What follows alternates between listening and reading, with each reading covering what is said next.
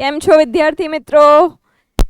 Hope કે તમે બધા જ મજામાં છો અને કેવી રહી તમારી દિવાળી? આઈ હોપ કે બધાએ બહુ જ એન્જોય કર્યું હશે અને ખૂબ સરસ દિવાળી રહી હશે. તો welcome back again on this platform દીકરાઓ.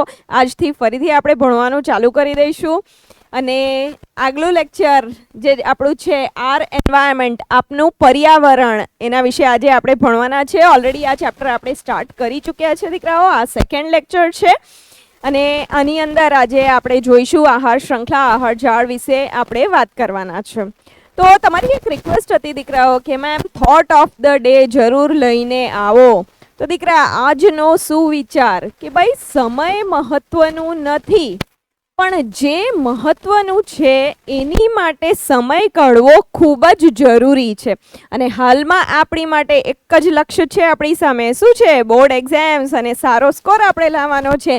તો ભાઈ તમારે ભણવા માટે, વાંચવા માટે, બોર્ડ એક્ઝામ્સ માટે તમારે સમય જરૂરથી કાઢવાનો છે અને એટલા જ માટે તમે આવી ગયા છો આ પ્લેટફોર્મ પર. ચાલો દીકરાઓ આજના લેક્ચરની તરફ આગળ વધીએ. આપણે ગયા લેક્ચરની અંદર આપણે ચર્ચા કરી હતી નિવસન તંત્ર વિશે. તેના ઘટકો કયા કયા ઘટકો છે એના વિશે આપણે ચર્ચા કરી હતી. નિવસન તંત્ર કે જ્યારે આપણે કોઈ સજીવની વાત કરીએ છીએ, સજીવની ચર્ચા કરીએ છીએ, એ સજીવને જીવવા માટે, જીવિત રહેવા માટે બીજા સજીવોની જ નહીં પણ અજૈવિક ઘટકોની પણ જરૂર પડે છે. અને એ બંને જૈવિક અને અજૈવિક ઘટકો સાથે મળીને કંઈક ને કંઈક ક્રિયા કરે છે અને સાથે મળીને એ નિવસન તંત્રની રચના કરે છે. તો જ્યારે પણ આપણે નિવસન તંત્રની વાત કરીએ દીકરાઓ, અંદર આપણે જૈવિક અને અજૈવિક ઘટકોની ચર્ચા કરતા હોઈએ છીએ. જૈવિક ઘટકોની અંદર શું આવે છે? તો જેટલા પણ સજીવો છે, જુદા જુદા પ્રકારના, ભિન્ન ભિન્ન પ્રકારના સજીવો છે, તે બધા આપણે જૈવિક ઘટકોની અંદર એનો સમાવેશ કરીએ છીએ. અને અજૈવિક ઘટકોની આપણે વાત કરીએ તો તાપમાનની આપણે વાત કરીએ, સૂર્યપ્રકાશની આપણે વાત કરીએ, પાણીની વાત કરીએ, માટીની વાત કરીએ. તો આ બધા શું છે? આ અજૈવિક ઘટકો છે. પણ અજૈવિક ઘટકો વગર જૈવિક ઘટકોનું જીવન શક્ય નથી. જૈવિક ઘટકો કે સજીવોની આપણે ચર્ચા કરીએ તો એ અજૈવિક ઘટકો વગર જીવી નથી શકતા. દાખલા તરીકે આપણે વનસ્પતિની ચર્ચા કરીએ તો વનસ્પતિને પાણીની જરૂર પડે છે, સૂર્યપ્રકાશની જરૂર પડે છે, તે સિવાય એને માટીની જરૂર પડે છે. તો આ બધા જ અજૈવિક ઘટકો છે. મતલબ કે જ્યારે પણ આપણે નિવસન તંત્રની ચર્ચા કરીએ છીએ, જૈવિક અને અજૈવિક ઘટકો વચ્ચે કંઈક ને કંઈક ક્રિયાઓ થાય છે અને તેને આપણે નિવસન તંત્ર કહીએ છીએ. આગળ વધીએ દીકરાઓ. આજના લેક્ચરની અંદર આપણે ચર્ચા કરવાના છે આહાર શૃંખલા તેમજ આહાર જાળ વિશે. આહાર શૃંખલા કે જેને ઇંગ્લિશમાં આપણે ફૂડ ચેન કહી શકીએ છીએ. એક શૃંખલા કે દાખલા તરીકે આપણે કોઈ પણ સજીવની ચર્ચા કરીએ તો વનસ્પતિ પહેલા સજીવો આવે છે. તો વનસ્પતિ પર કોણ આધાર રાખે છે? વનસ્પતિને ખોરાક તરીકે કોણ ઉપયોગ કરે છે? એ આહાર શૃંખલાની જ્યારે પણ આપણે ચર્ચા કરીશું, આપણે સ્વયંપોષી અને વિષમપોષીની ચર્ચા કરીશું. તો દીકરાઓ આ શબ્દો તમે સાંભળ્યા જ હશે, સ્વયંપોષી અને વિષમપોષી. સ્વયંપોષી જે પોતાનું પોષણ પોતે બનાવે છે, પોતાના પોષણની જરૂરિયાત જે છે એની સગવડ પોતે પૂરી પાડે છે, તેને આપણે કહીએ છીએ સ્વયંપોષી. અને સ્વયંપોષીની અંદર કોણ આવે છે? વનસ્પતિઓ. જી હા દીકરાઓ, વનસ્પતિઓ શું કરે છે? તો સૌર ઉર્જાની આપણે વાત કરીએ, સૂર્યપ્રકાશની આપણે વાત કરીએ, એનો ઉપયોગ કરીને પોતે કંઈક ને કંઈક પોતાનું પોષણ માટે બનાવે છે. સૌર ઉર્જાની વાત કરીએ તો સનલાઇટને એ ઉપયોગ કરીને અને કંઈક ને કંઈક કેમિકલ, રાસાયણિક ફેરફાર એની અંદર લાવે છે અને એની અંદરથી ગ્લુકોઝ બનાવે છે, શર્કરાનું નિર્માણ કરે છે. જી હા, આપણે વાત કરી રહ્યા છીએ પ્રકાશ સંશ્લેષણની. તો અહીંયા તમે જોઈ શકો કે સજીવની આપણે ચર્ચા કરીએ છીએ, વનસ્પતિની જ્યારે આપણે વાત કરીએ તો અજૈવિક ઘટકોનો એ ઉપયોગ કરે છે. એને શેની જરૂર પડે છે? તો માટીમાંથી એ ખનિજ તત્વો લે છે. વનસ્પતિ પાણીનો ઉપયોગ કરે છે, એને માધ્યમ તરીકે ઉપયોગમાં લે છે. આપણે વાત કરીએ હવાની તો કાર્બન ડાયોક્સાઇડની એને જરૂર પડે છે. વાયુની આપણે વાત કરીએ તો કાર્બન ડાયોક્સાઇડનો ઉપયોગ કરે છે અને સૌર ઉર્જા કે સોલાર એનર્જીની આપણે વાત કરીએ, સૂર્યપ્રકાશની આપણે વાત કરીએ તો એનો ઉપયોગ કરે છે અને એનો ઉપયોગ કરીને CO2 પ્લસ H2O એટલે કે કાર્બન ડાયોક્સાઇડ અને પાણીનો ઉપયોગ કરીને અને એક શર્કરાનું નિર્માણ કરે છે. તો આ થઈ ગયું સ્વયંપોષી, જે પોતાનું પોષણ પોતે કરે છે, અને વિષમપોષી, જે પોતાનો ખોરાક જાતે બનાવી શકતા નથી. તો સ્વયંપોષી માટે આપણે કહી શકીએ ને, બહુ ડાયા ડમરા છે, પોતાનો ખોરાક પોતે બનાવે, કોઈને હેરાન કરે નહીં. પણ વિષમપોષી કેવા હોય? બીજા પર આધાર રાખે છે, ડાયા ડમરા હોતા નથી. પોતાના ખોરાક માટે, પોતાના પોષણ માટે એ બીજા પર આધાર રાખે છે, તેને આપણે કહી શકીએ વિષમપોષી. અને એની અંદર કોણ આવે? આપણે પોતે. આપણે મનુષ્યની વાત કરીએ, માનવની વાત કરીએ તો આપણે ઘણા બધા જુદા જુદા રીતના આહાર, ભિન્ન ભિન્ન પ્રકારના આહાર લઈએ છીએ ને. શાકભાજી પણ ખાઈએ છીએ, શાકાહારી પણ છે, માંસાહારી પણ છે, એટલે બીજા પ્રાણીઓ પર પણ આપણે આધાર રાખીએ છીએ, વેજીટેરિયન ને નોન વેજીટેરિયન. તો આપણે કેવા થઈ ગયા? કાં તો શાકભાજી પર આપણે પોતાના આધાર રાખીએ છીએ એટલે કે વનસ્પતિ, અથવા તો માંસાહારી કે બીજા પ્રાણીઓ પર આપણે પોતાના પોષણ માટે આધાર રાખીએ છીએ. તો આપણે કેવા થઈ ગયા? વિષમપોષી. જેટલા પણ પ્રાણીઓની આપણે વાત કરીએ આની અંદર, તે બધા જ આવશે વિષમપોષીની અંદર, કે પોતાના ખોરાક માટે બીજા પર આધાર રાખે છે. આગળ વધીએ દીકરાઓ. આહાર શૃંખલા તેમજ આહાર જાળ. આપણે સજીવોની એક શૃંખલા બનાવી હતી, જેમાં એક સૌ બીજા સજીવનો આહાર તરીકે ઉપયોગ કરે છે.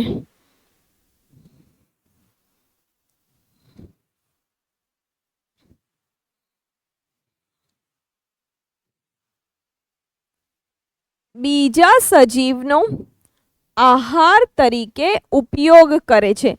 વિવિધ જૈવ સ્તરો પર ભાગ લેનારા સજીવોની આ શૃંખલા આહાર શૃંખલાનું નિર્માણ કરે છે. આહાર શૃંખલા એટલે કે ફૂડ ચેન. તો દીકરાઓ, તમે આ આકૃતિની અંદર જોઈ શકો છો કે આપણને કુદરતની અંદર ઘણા બધા જાતના આહાર શૃંખલા આપણને જોવા મળે છે. આ પહેલી શૃંખલાની જો આપણે વાત કરીએ તો જંગલની અંદર આપણને આ શૃંખલા જોવા મળે છે. પહેલા સ્તરની આપણે વાત કરીએ દીકરા, કોઈ પણ આહાર શૃંખલાની જ્યારે આપણે ચર્ચા કરતા હોઈએ તો પહેલા સ્તરની અંદર કોણ આવશે? ઉત્પાદકો. આ કોણ છે? આ બધા જ ABC ની આપણે વાત કરીએ તો એ કોણ છે? ઉત્પાદકો. એ શું કરે છે? ઉત્પન્ન કરે છે. સૌર ઉર્જાનો ઉપયોગ કરીને અને કંઈક ને કંઈક શર્કરા બનાવે છે, સોલાર એનર્જીનો ઉપયોગ કરીને, અને એને કેમિકલ એનર્જી, કેમિકલ ઉર્જાની અંદર એનું રૂપાંતરણ કરે છે. ભાઈ, કેમિકલ ઉર્જા કયા પ્રકારની થઈ ગઈ? તો જ્યારે ગ્લુકોઝનું નિર્માણ થાય છે, શર્કરાનું નિર્માણ થાય છે, તો એ કયા ફોર્મમાં આપણને ઉર્જા મળી? કેમિકલ, રાસાયણિક પ્રક્રિયા કરીને અને રસાયણ એમણે બનાવ્યું, ગ્લુકોઝ બનાવ્યું, તો એ રાસાયણિક ઉર્જા, સૌર ઉર્જાનો ઉપયોગ કરીને એને શેમાં ફેરવી નાખ્યું? રાસાયણિક ઉર્જાની અંદર એમણે ફેરવી નાખ્યું છે. તો આ થઈ ગયા આપણા ઉત્પાદકો. કોઈ પણ શૃંખલાની, કોઈ પણ આહાર શૃંખલાની જ્યારે આપણે ચર્ચા કરતા હોઈએ તો એની અંદર પહેલું કોણ આવશે? ઉત્પાદકો. અને ત્યાર પછીના જેટલા પણ પ્રાણીઓ હશે એ કોના પર આધાર રાખે છે? ઉત્પાદકો પર આધાર રાખે છે. તો એને આપણે શું કહીશું? ઉપભોગીઓ. ઉત્પાદકો અને ઉપભોગીઓ. ખ્યાલ આવી ગયો દીકરા? ઉત્પાદકો એટલે ખાસ કરીને એની અંદર આપણે વનસ્પતિની ચર્ચા કરીશું. લીલ પણ એની અંદર આવી શકે છે, કેમ કે લીલ પાસે પણ ક્લોરોફિલ હોય છે અને સૌર્યપ્રકાશનું, સૌર્ય ઉર્જાનો ઉપયોગ કરીને એ પણ શર્કરાનું નિર્માણ કરે છે. તો ઉત્પાદકો પહેલા સ્તરની અંદર આપણને કોણ જોવા મળશે? ઉત્પાદકો જોવા મળશે. અને બીજા, ત્રીજા કે ત્યાર પછીના જેટલા પણ પોષક સ્તરો આપણને જોવા મળે તેની અંદર આપણને ઉપભોગીઓ જોવા મળે છે. દીકરા, પહેલી શૃંખલાની આપણે વાત કરીએ આહાર શૃંખલાની, તો એ જંગલની અંદર આપણને જોવા મળે છે. અહીંયા તમે જોઈ શકો વનસ્પતિ છે, અને વનસ્પતિ પર, એ વૃક્ષો પર કોણ આધાર રાખે છે? હરણ. અને હરણને કોણ ખાય છે? તો વાઘ, સિંહ, એ બધા એનો શિકાર કરીને એને ખાય છે. તો અહીંયા 3 પોષક સ્તર આપણને જોવા મળે છે. આ શું થઈ ગયા? દરેક પોષક સ્તર થઈ ગયું. આ પહેલું, આ બીજું અને આ ત્રીજું પોષક સ્તર શું છે એ પોષક સ્તર. તો અહીંયા આપણને પહેલી શ્રૃંખલાની આપણે વાત કરીએ એની અંદર આપણને કેટલા પોષક સ્તર જોવા મળે છે? 3 પોષક સ્તર જોવા મળે છે. તેમાંથી પહેલો પોષક સ્તર કોનો હોય છે? ઉત્પાદકોનો હોય છે. કોઈ પણ પોષક સ્તરની આપણે વાત કરીએ પહેલો પોષક સ્તર ઉત્પાદકોનો, કેમ કે એ ઉત્પન્ન કરશે અને ઉત્પાદકો કેવા હોય છે? ઉત્પાદકો સ્વયંપોષી હોય છે. એટલે એની અંદર કોણ આવે? એની અંદર સમાવેશ થાય છે વનસ્પતિનો. વનસ્પતિ જે છે એ ઉત્પાદક તરીકે વર્તે છે અને એ પહેલું પોષક સ્તર બનાવે છે. આ પ્રાથમિક પોષક સ્તર. પછી થઈ ગયું દ્વિતીયક પોષક સ્તર. દ્વિતીયક પોષક સ્તરની બી આપણે વાત કરીએ તો જેમ કીધું તેમ દીકરાઓ કે પહેલું પોષક સ્તર સ્વયંપોષીનું છે. પહેલા પોષક સ્તરની અંદર કોનો સમાવેશ થાય છે? ઉત્પાદકોનો સમાવેશ થાય છે. પણ ત્યાર પછી જેટલા પણ પોષક સ્તર આવે, આપણે બીજી શ્રૃંખલાની વાત કરીએ આહાર શ્રૃંખલાની, એ તૃણભૂમિમાં આપણને જોવા મળે છે. તો અહીંયા ઘાસ આપણને જોવા મળે છે. અગેન વનસ્પતિ છે, એ વનસ્પતિને કોણ ખાય છે? તો તમે જોઈ શકો ગ્રાસ હોપર, તીતીઘોડો એને ખાય છે. તેના પર કોણ આધાર રાખે છે? દેડકો તેના પર આધાર રાખે છે. દેડકા પર કોણ આધાર રાખે છે? સ્નેક ડ્રો કરેલો છે, સાપ એના પર આધાર રાખે છે. સાપ પર કોણ આધાર રાખેલ છે? તો અહીંયા હોક કે ઈગલની આપણે વાત કરીએ તો એ એના પર આધાર રાખે છે. તો અહીંયા આપણને ઘણા બધા પોષક સ્તરો જોવા મળે છે. અહીંયા પણ જે પહેલું પોષક સ્તર છે એ કયું હશે? ઉત્પાદકોનું હશે. ત્યાર પછી 1 2 3 4 બીજા પોષક સ્તર આપણને જોવા મળે છે. તો એ બધા જ કેવા થઈ ગયા? ઉપભોગીઓ. હવે ઉપભોગીઓની અંદર પણ આપણે પ્રાથમિક ઉપભોગી, દ્વિતીય ઉપભોગી, તૃતીય ઉપભોગી, ચતુર્થ ઉપભોગી આપણે એવી રીતે આ પોષક સ્તરોને નામ આપી શકીએ છીએ. તો પોષક સ્તરો પણ ઘણી જાતના. પહેલું કયું આવશે? ઉત્પાદકોનું. અને ત્યાર પછી જે આખી શ્રૃંખલા છે એની અંદર આપણે એમને એક કોમન નામ આપી શકીએ. એ શું છે? ઉપભોગ્યો. તો આ સ્તરની આપણે વાત કરીએ તો પ્રાથમિક પોષક સ્તર છે. પ્રાથમિક પોષક સ્તર કયો છે? ઉત્પાદકોનું. ત્યાર પછી ઉપભોગ્યો. તો એ દ્વિતીયક પોષક સ્તર કોનો આવે છે? ઉપભોગીઓનો આવે છે. અને તેમાં પણ આપણે કહી શકીએ પ્રાથમિક ઉપભોગી. ખ્યાલ આવ્યો દીકરા? ત્યાર પછી દેડકાની આપણે વાત કરીએ તો દેડકાનો સમાવેશ શેમાં થશે? તો એ દ્વિતીયક ઉપભોગી. પોષક સ્તર કયો હશે?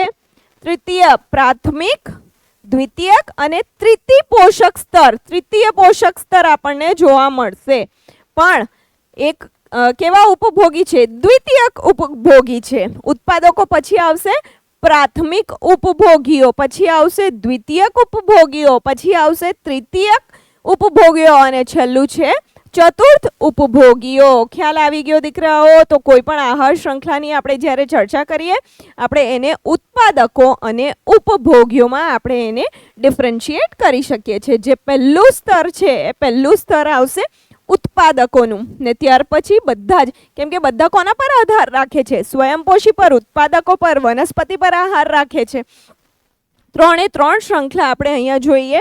ત્રીજી આહાર શ્રૃંખલા ખાબોચિયામાંની છે. તો એની અંદર પણ આપણે જ્યારે જલજ નિવસન તંત્રની ચર્ચા કરીએ છીએ પણ ત્યાં પણ ઉત્પાદકનું હોવું જરૂરી છે. ઉત્પાદકો હશે તો જ એ સૌર ઉર્જાનો ઉપયોગ કરીને અને ગ્લુકોઝનું કે શર્કરાનું નિર્માણ કરશે અને તેના પર પછી બીજા ઉપભોગીઓ આધાર રાખે છે.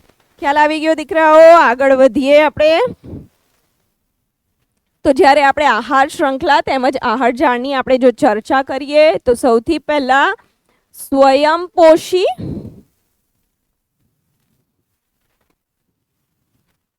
અને વિષમપોષી. સ્વયંપોષી અને વિષમપોષી. સ્વયંપોષીની અંદર કોણ આવે?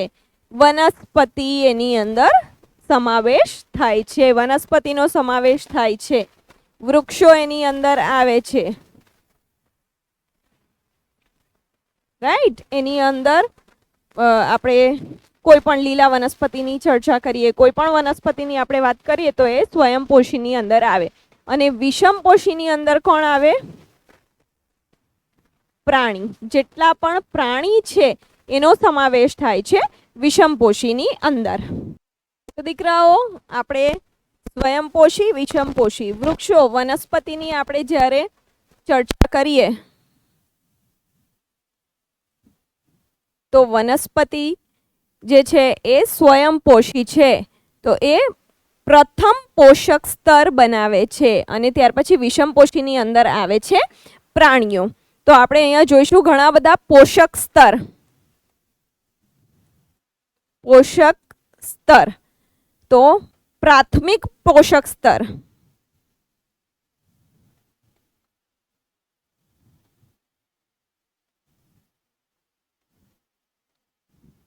પ્રાથમિક પોષક સ્તર કોણ બનાવે છે?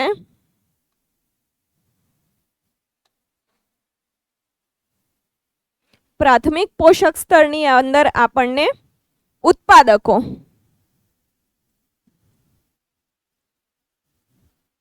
અને એ ઉત્પાદકો કોણ છે? વનસ્પતિ છે. રાઈટ. ત્યાર પછી આવે છે દ્વિતીય પોષક સ્તર.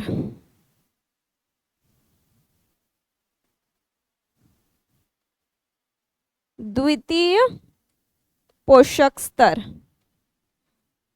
અને દ્વિતીય પોષક સ્તરની અંદર કોણ આવશે? ઉપભોગીઓ.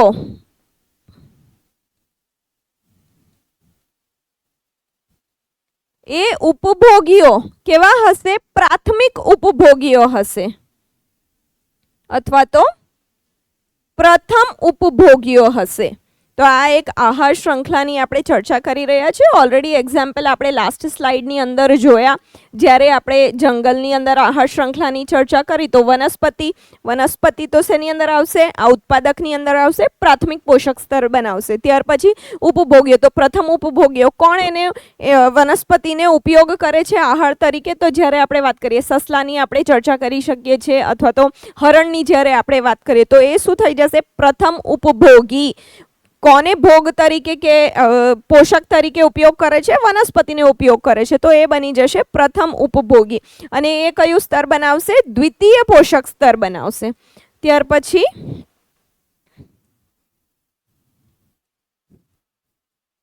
દ્વિતીય ઉપભોગીઓ,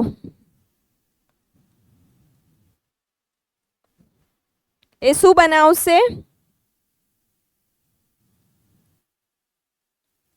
તૃતીય પોષક સ્તર.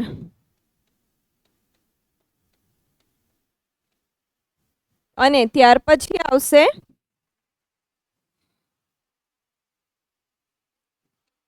તૃતીય ઉપભોગીઓ.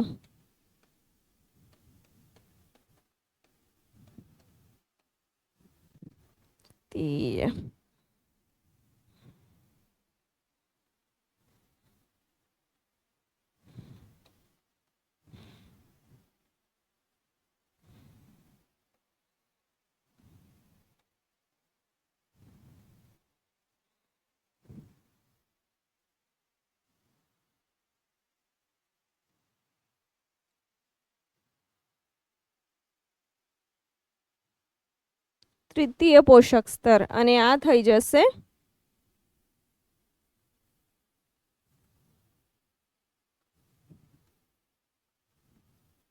ચતુર્થ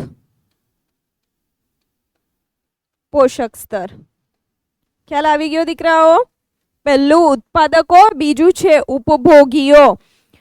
પ્રાથમિક પોષક સ્તર, દ્વિતીય પોષક સ્તરમાં પ્રથમ ઉપભોગીઓ. દ્વિતીય ઉપભોગીઓ કયું સ્તર બનાવે છે? તૃતીય પોષક સ્તર. અને તૃતીય ઉપભોગીઓ શું બનાવે છે? ચતુર્થ પોષક સ્તરનું નિર્માણ કરે છે. તો આઈ થિંક દીકરાઓ આ આહાર શ્રૃંખલા તમને સમજાઈ ગયું હશે. આગળ વધીએ દીકરાઓ. દીકરા અહીંયા આપણે જોઈએ તો અહીંયા ઘણા બધા પોષક સ્તરો તમને આપેલા છે. આ છે પહેલું પોષક સ્તર, પ્રથમ પોષક સ્તર, આ દ્વિતીય, તૃતીય, ચતુર્થક, અને ત્યાર પછીના પોષક સ્તરો આપણને જોવા મળે છે. હવે આ જે પહેલું પોષક સ્તર છે એ કોનો ઉપયોગ કરે છે? લાઇટ એનર્જી એટલે સૂર્યપ્રકાશનો ઉપયોગ કરે છે. સૂર્યપ્રકાશનો ઉપયોગ કરે છે, અને એનો ઉપયોગ કોણ કરે છે? તો આ પ્રથમ પોષક સ્તર.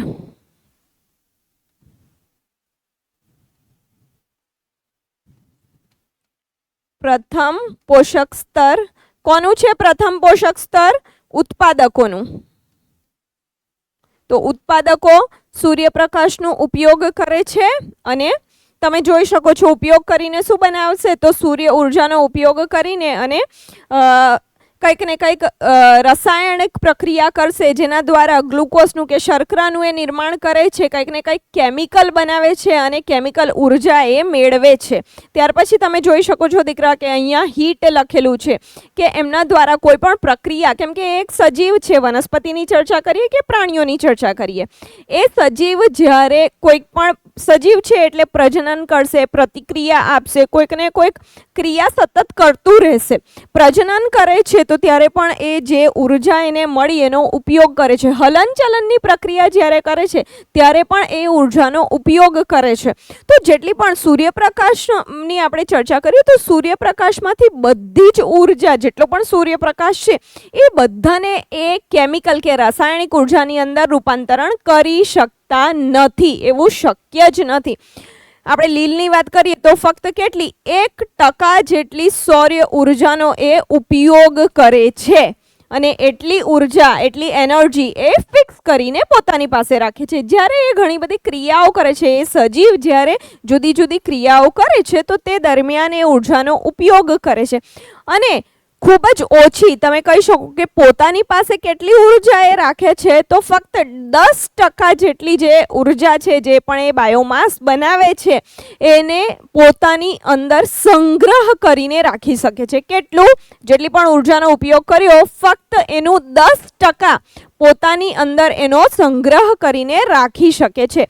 અને 10% સંગ્રહ કર્યો મતલબ કે જે બીજો પોષક સ્તર છે એને આપવા માટે એની પાસે કેટલું બચ્યું? 10% બચ્યું. બાકીનું બધું તો એણે શું કર્યું? ઉપયોગમાં લઈ લીધું. પ્રજનનની પ્રક્રિયા માટે કે કોઈ પણ હલનચલનની પ્રક્રિયા માટે, કેમ કે એ કોષ છે, સતત કંઈક ને કંઈક પ્રક્રિયા એની અંદર ચાલી રહી છે તો એ ઉર્જાનો ઉપયોગ કરી લે છે. ફક્ત ને ફક્ત 10% આપણને એની અંદર સંગ્રહ થતું દેખાય છે જે બીજા પોષક સ્તરને મળે છે. આ રહ્યું આપણું પ્રથમ પોષક સ્તર જે છે ઉત્પાદકોનું. પછી આ રહ્યું આપણું દ્વિતીય પોષક સ્તર, અહીંયા આપણે જોઈ શકીએ છીએ દ્વિતીય પોષક સ્તર. ત્યાર પછી આ તૃતીય પોષક સ્તર. તમે જો દીકરાઓ તો દરેક પોષક સ્તરમાંથી અહીંયા તમને હીટ ના સ્વરૂપે અમુક ઉર્જા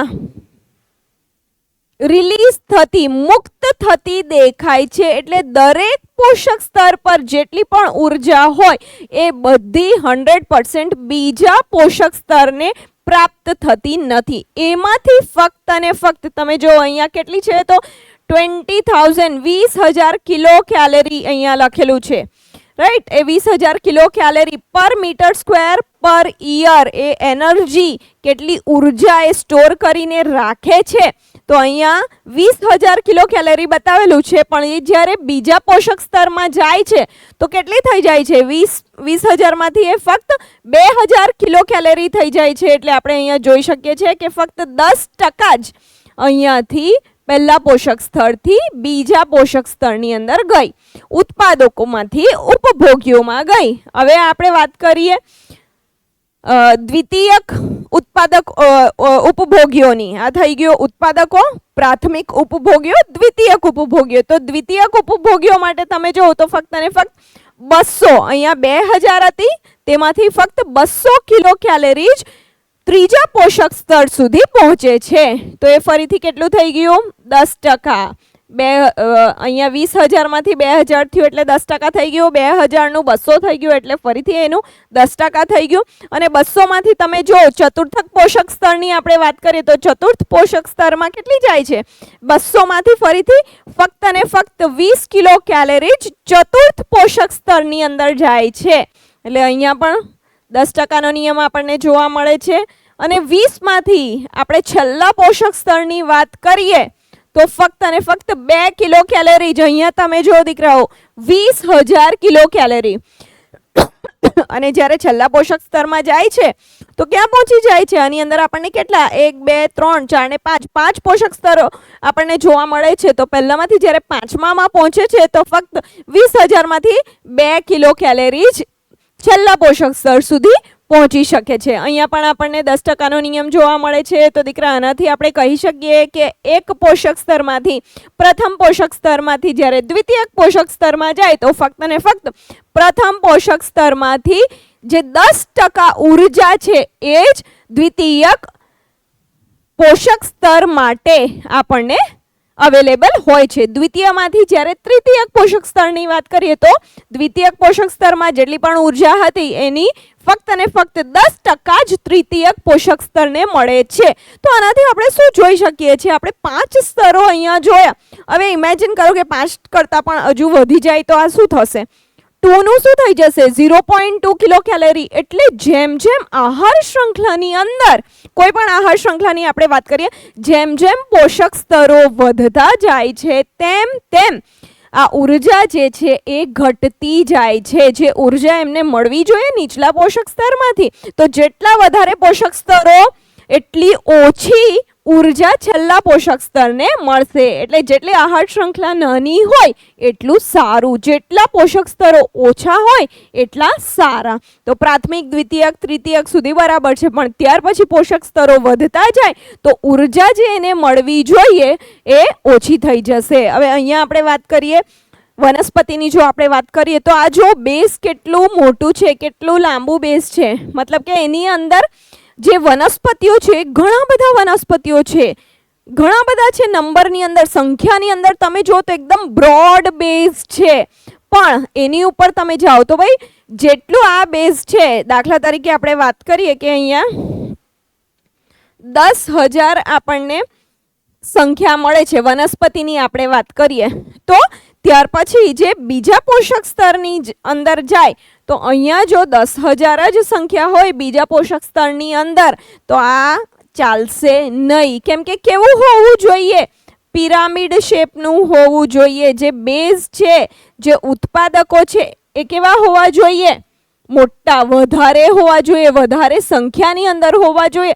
તો જ એ વધારે સૌર ઉર્જાનો ઉપયોગ કરશે અને એની અંદરથી રાસાયણિક ફેરફાર કરીને અને એને સંગ્રહ કરશે. અને જે સંગ્રહ કરશે તેનું ફક્ત 10% જ આગલા પોષક સ્તરની અંદર જશે. આનું ફક્ત 10% જ આપણને નેક્સ્ટ લેવલના પોષક સ્તરની અંદર જતું દેખાશે. એટલે આ બેઝ કેવો હોવો જોઈએ? બેઝ મોટો હોવો જોઈએ, બ્રોડ હોવો જોઈએ. તો આની અંદર આપણે જોઈએ આમ ચાલશે નહીં. આપણને 10,000 માંથી અહીંયા એક 0 આપણને ઓછો કરી દેવો પડશે.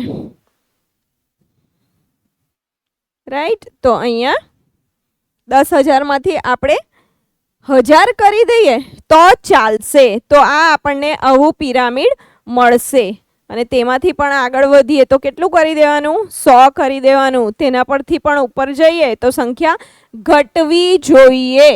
તો જ આ પિરામિડનો શેપ મળશે. તો જ 10,000 વનસ્પતિઓ છે એ એટલી બધી ઉર્જા, એટલો બધો ઉર્જાનો સંગ્રહ કરી શકશે અને બીજા પોષક સ્તરને ઉપભોગ્યોને આપી શકશે. જો આ સંખ્યાની અંદર વધારો થાય તો આ પિરામિડ મળે આપણને. આ જે પિરામિડ અહીંયા બતાવેલું છે તે મળે ના, એ પિરામિડ નહીં મળે. અને એ પિરામિડનો શેપ આપણને નહીં મળે તો આહાર શૃંખલાની આપણે વાત કરીએ. આહાર શૃંખલા ક્યાં જોવા મળે છે? નિવસન તંત્રની અંદર જોવા મળે છે. ભાઈ નિવસન તંત્રને સ્થાયી રાખવા માટે શું જરૂરી છે કે આ કોઈ પણ આહાર શૃંખલા હોય તો એનો પિરામિડ શેપ આપણને મળવો જોઈએ. એની અંદર આપણે જ્યારે ઉત્પાદકોની વાત કરીએ તો ઉપભોગીઓ કરતાં ઉત્પાદકો વધારે હોવા જોઈએ. તો જ એ નિવસન તંત્ર સ્થાયી રહેશે, તો જ એ આહાર શૃંખલા સ્થાયી રહેશે. પણ હમણાં શું થઈ રહ્યું છે? હ્યુમન પોપ્યુલેશનની આપણે વાત કરીએ તો ક્યાં પહોંચી ગઈ છે? રાઈટ? અને એના પ્રમાણમાં જ્યારે આપણે ઉત્પાદકોની ચર્ચા કરીએ, વનસ્પતિની ચર્ચા કરીએ તો આપણે જંગલો કાપીએ છીએ ને. અને જંગલ કાપીને શું બનાવીએ છીએ? કોન્ક્રીટના જંગલો બનાવીએ છીએ, રહેવા માટે ઘર બનાવીએ છીએ. શું કરીએ છીએ? નિવસન તંત્રની અંદર જે સ્થાયી રહેવું જોઈએ આહાર શૃંખલાને આપણે ખોળવી નાખીએ છીએ. હમણાં તમે જુઓ તો કન્સ્ટ્રક્શન પર્પસ માટે કેટલી બધી જમીન જે આપણે જોઈએ છે કે ખેતીવાડી માટે ઉપયોગ છે, ખેતીવાડી માટે ઉપયોગમાં લેવાતી હતી, તેને હવે આપણે ઘર બનાવવા માટે, સોસાયટી બનાવવા માટે એને કન્વર્ટ કરી નાખીએ છીએ. એ જે ખેતીવાડીની જમીન છે, એ જે ખેતરો હતા, તે પણ આપણે આગળ ચર્ચા કરી ચૂક્યા છે કે એ કૃત્રિમ નિવસન તંત્ર હતા. આપણે બે જાતના નિવસન તંત્રો જોયા હતા, એક કુદરતી હતા અને બીજા કેવા હતા? કૃત્રિમ હતા, મેન મેડ હતા. તો આ ખેતરો કેવા છે? એ પણ એક નિવસન તંત્ર છે. એની અંદર પણ કેટલા બધા સજીવો છે, એની અંદર પણ આહાર જાળ આપણને જોવા મળે છે, આહાર શૃંખલા આપણને જોવા મળે છે. આખું ને આખું નિવસન તંત્ર આપણે ત્યાંથી સાફ કરી દઈએ છીએ, તો પછી જે એના પર આધાર રાખે છે તે સજીવોનું શું થશે? તમે વિચાર કરો કે આ પોષક સ્તર, ઉત્પાદકોનો પોષક સ્તર નહીં હોય તો આ ઉપરવાળા કેવી રીતે સર્વાઈવ કરશે? ઉપભોગીઓ જીવી શકશે? બિલકુલ જીવી શકશે નહીં, અસ્થાયી થઈ જશે. ખ્યાલ આવી ગયો દીકરાઓ? આહાર શૃંખલાની આપણે ચર્ચા કરી રહ્યા છીએ. આહાર શૃંખલા શરૂઆત ક્યાંથી થાય છે? ઉત્પાદકોથી શરૂઆત થાય છે અને ત્યાર પછીના જેટલા પણ પોષક સ્તરો જોવા મળે છે એની અંદર ઉપભોગીઓનો સમાવેશ થાય છે. ઉત્પાદકો, કોઈ પણ આહાર શૃંખલાની અંદર ઉત્પાદકોની આપણે જ્યારે ચર્ચા કરીએ તો એ વધારે હોવા જોઈએ, સંખ્યામાં વધારે હોવા જોઈએ. જેટલા વધારે, જેટલો બ્રોડ બેઝ હોય ને પિરામિડનો, જેટલો મોટો બેઝ હશે, જેટલા વધારે ઉત્પાદકો હશે તેટલું સ્થાયી બનશે એ આહાર શૃંખલા, એટલી જ સારી બનશે, એ નિવસન તંત્ર એટલું જ સ્થાયી આપણને જોવા મળશે. ત્યાર પછી આવે છે ઉપભોગીઓ. પ્રાથમિક ઉપભોગીઓ તો કે એની સંખ્યા કેવી હોવી જોઈએ? ઉત્પાદકો કરતાં એની સંખ્યા ઓછી હોવી જોઈએ. અને દ્વિતીયક ઉપભોગીઓની વાત કરીએ તો તેની સંખ્યા કેટલી હોવી જોઈએ? પ્રાથમિક ઉપભોગીઓ કરતાં ઓછી હોવી જોઈએ. તૃતીયક ઉપભોગીઓની વાત કરીએ તો એની સંખ્યા પ્રાથમિક અને દ્વિતીયક કરતાં ઓછી હોવી જોઈએ. તો જ આ આપણને સ્ટેબલ, સ્થાયી જે છે એ આહાર શૃંખલા મળે. ખ્યાલ આવી ગયો દીકરાઓ? આગળ વધીએ. ઓકે, આપણે કહી શકીએ છીએ કે પ્રત્યેક સ્તર પર પ્રાપ્ય કાર્બનિક પદાર્થોની માત્રાની સરેરાશ 10% જ ઉપભોગીઓના, કેટલું? ફક્ત ને ફક્ત 10% જ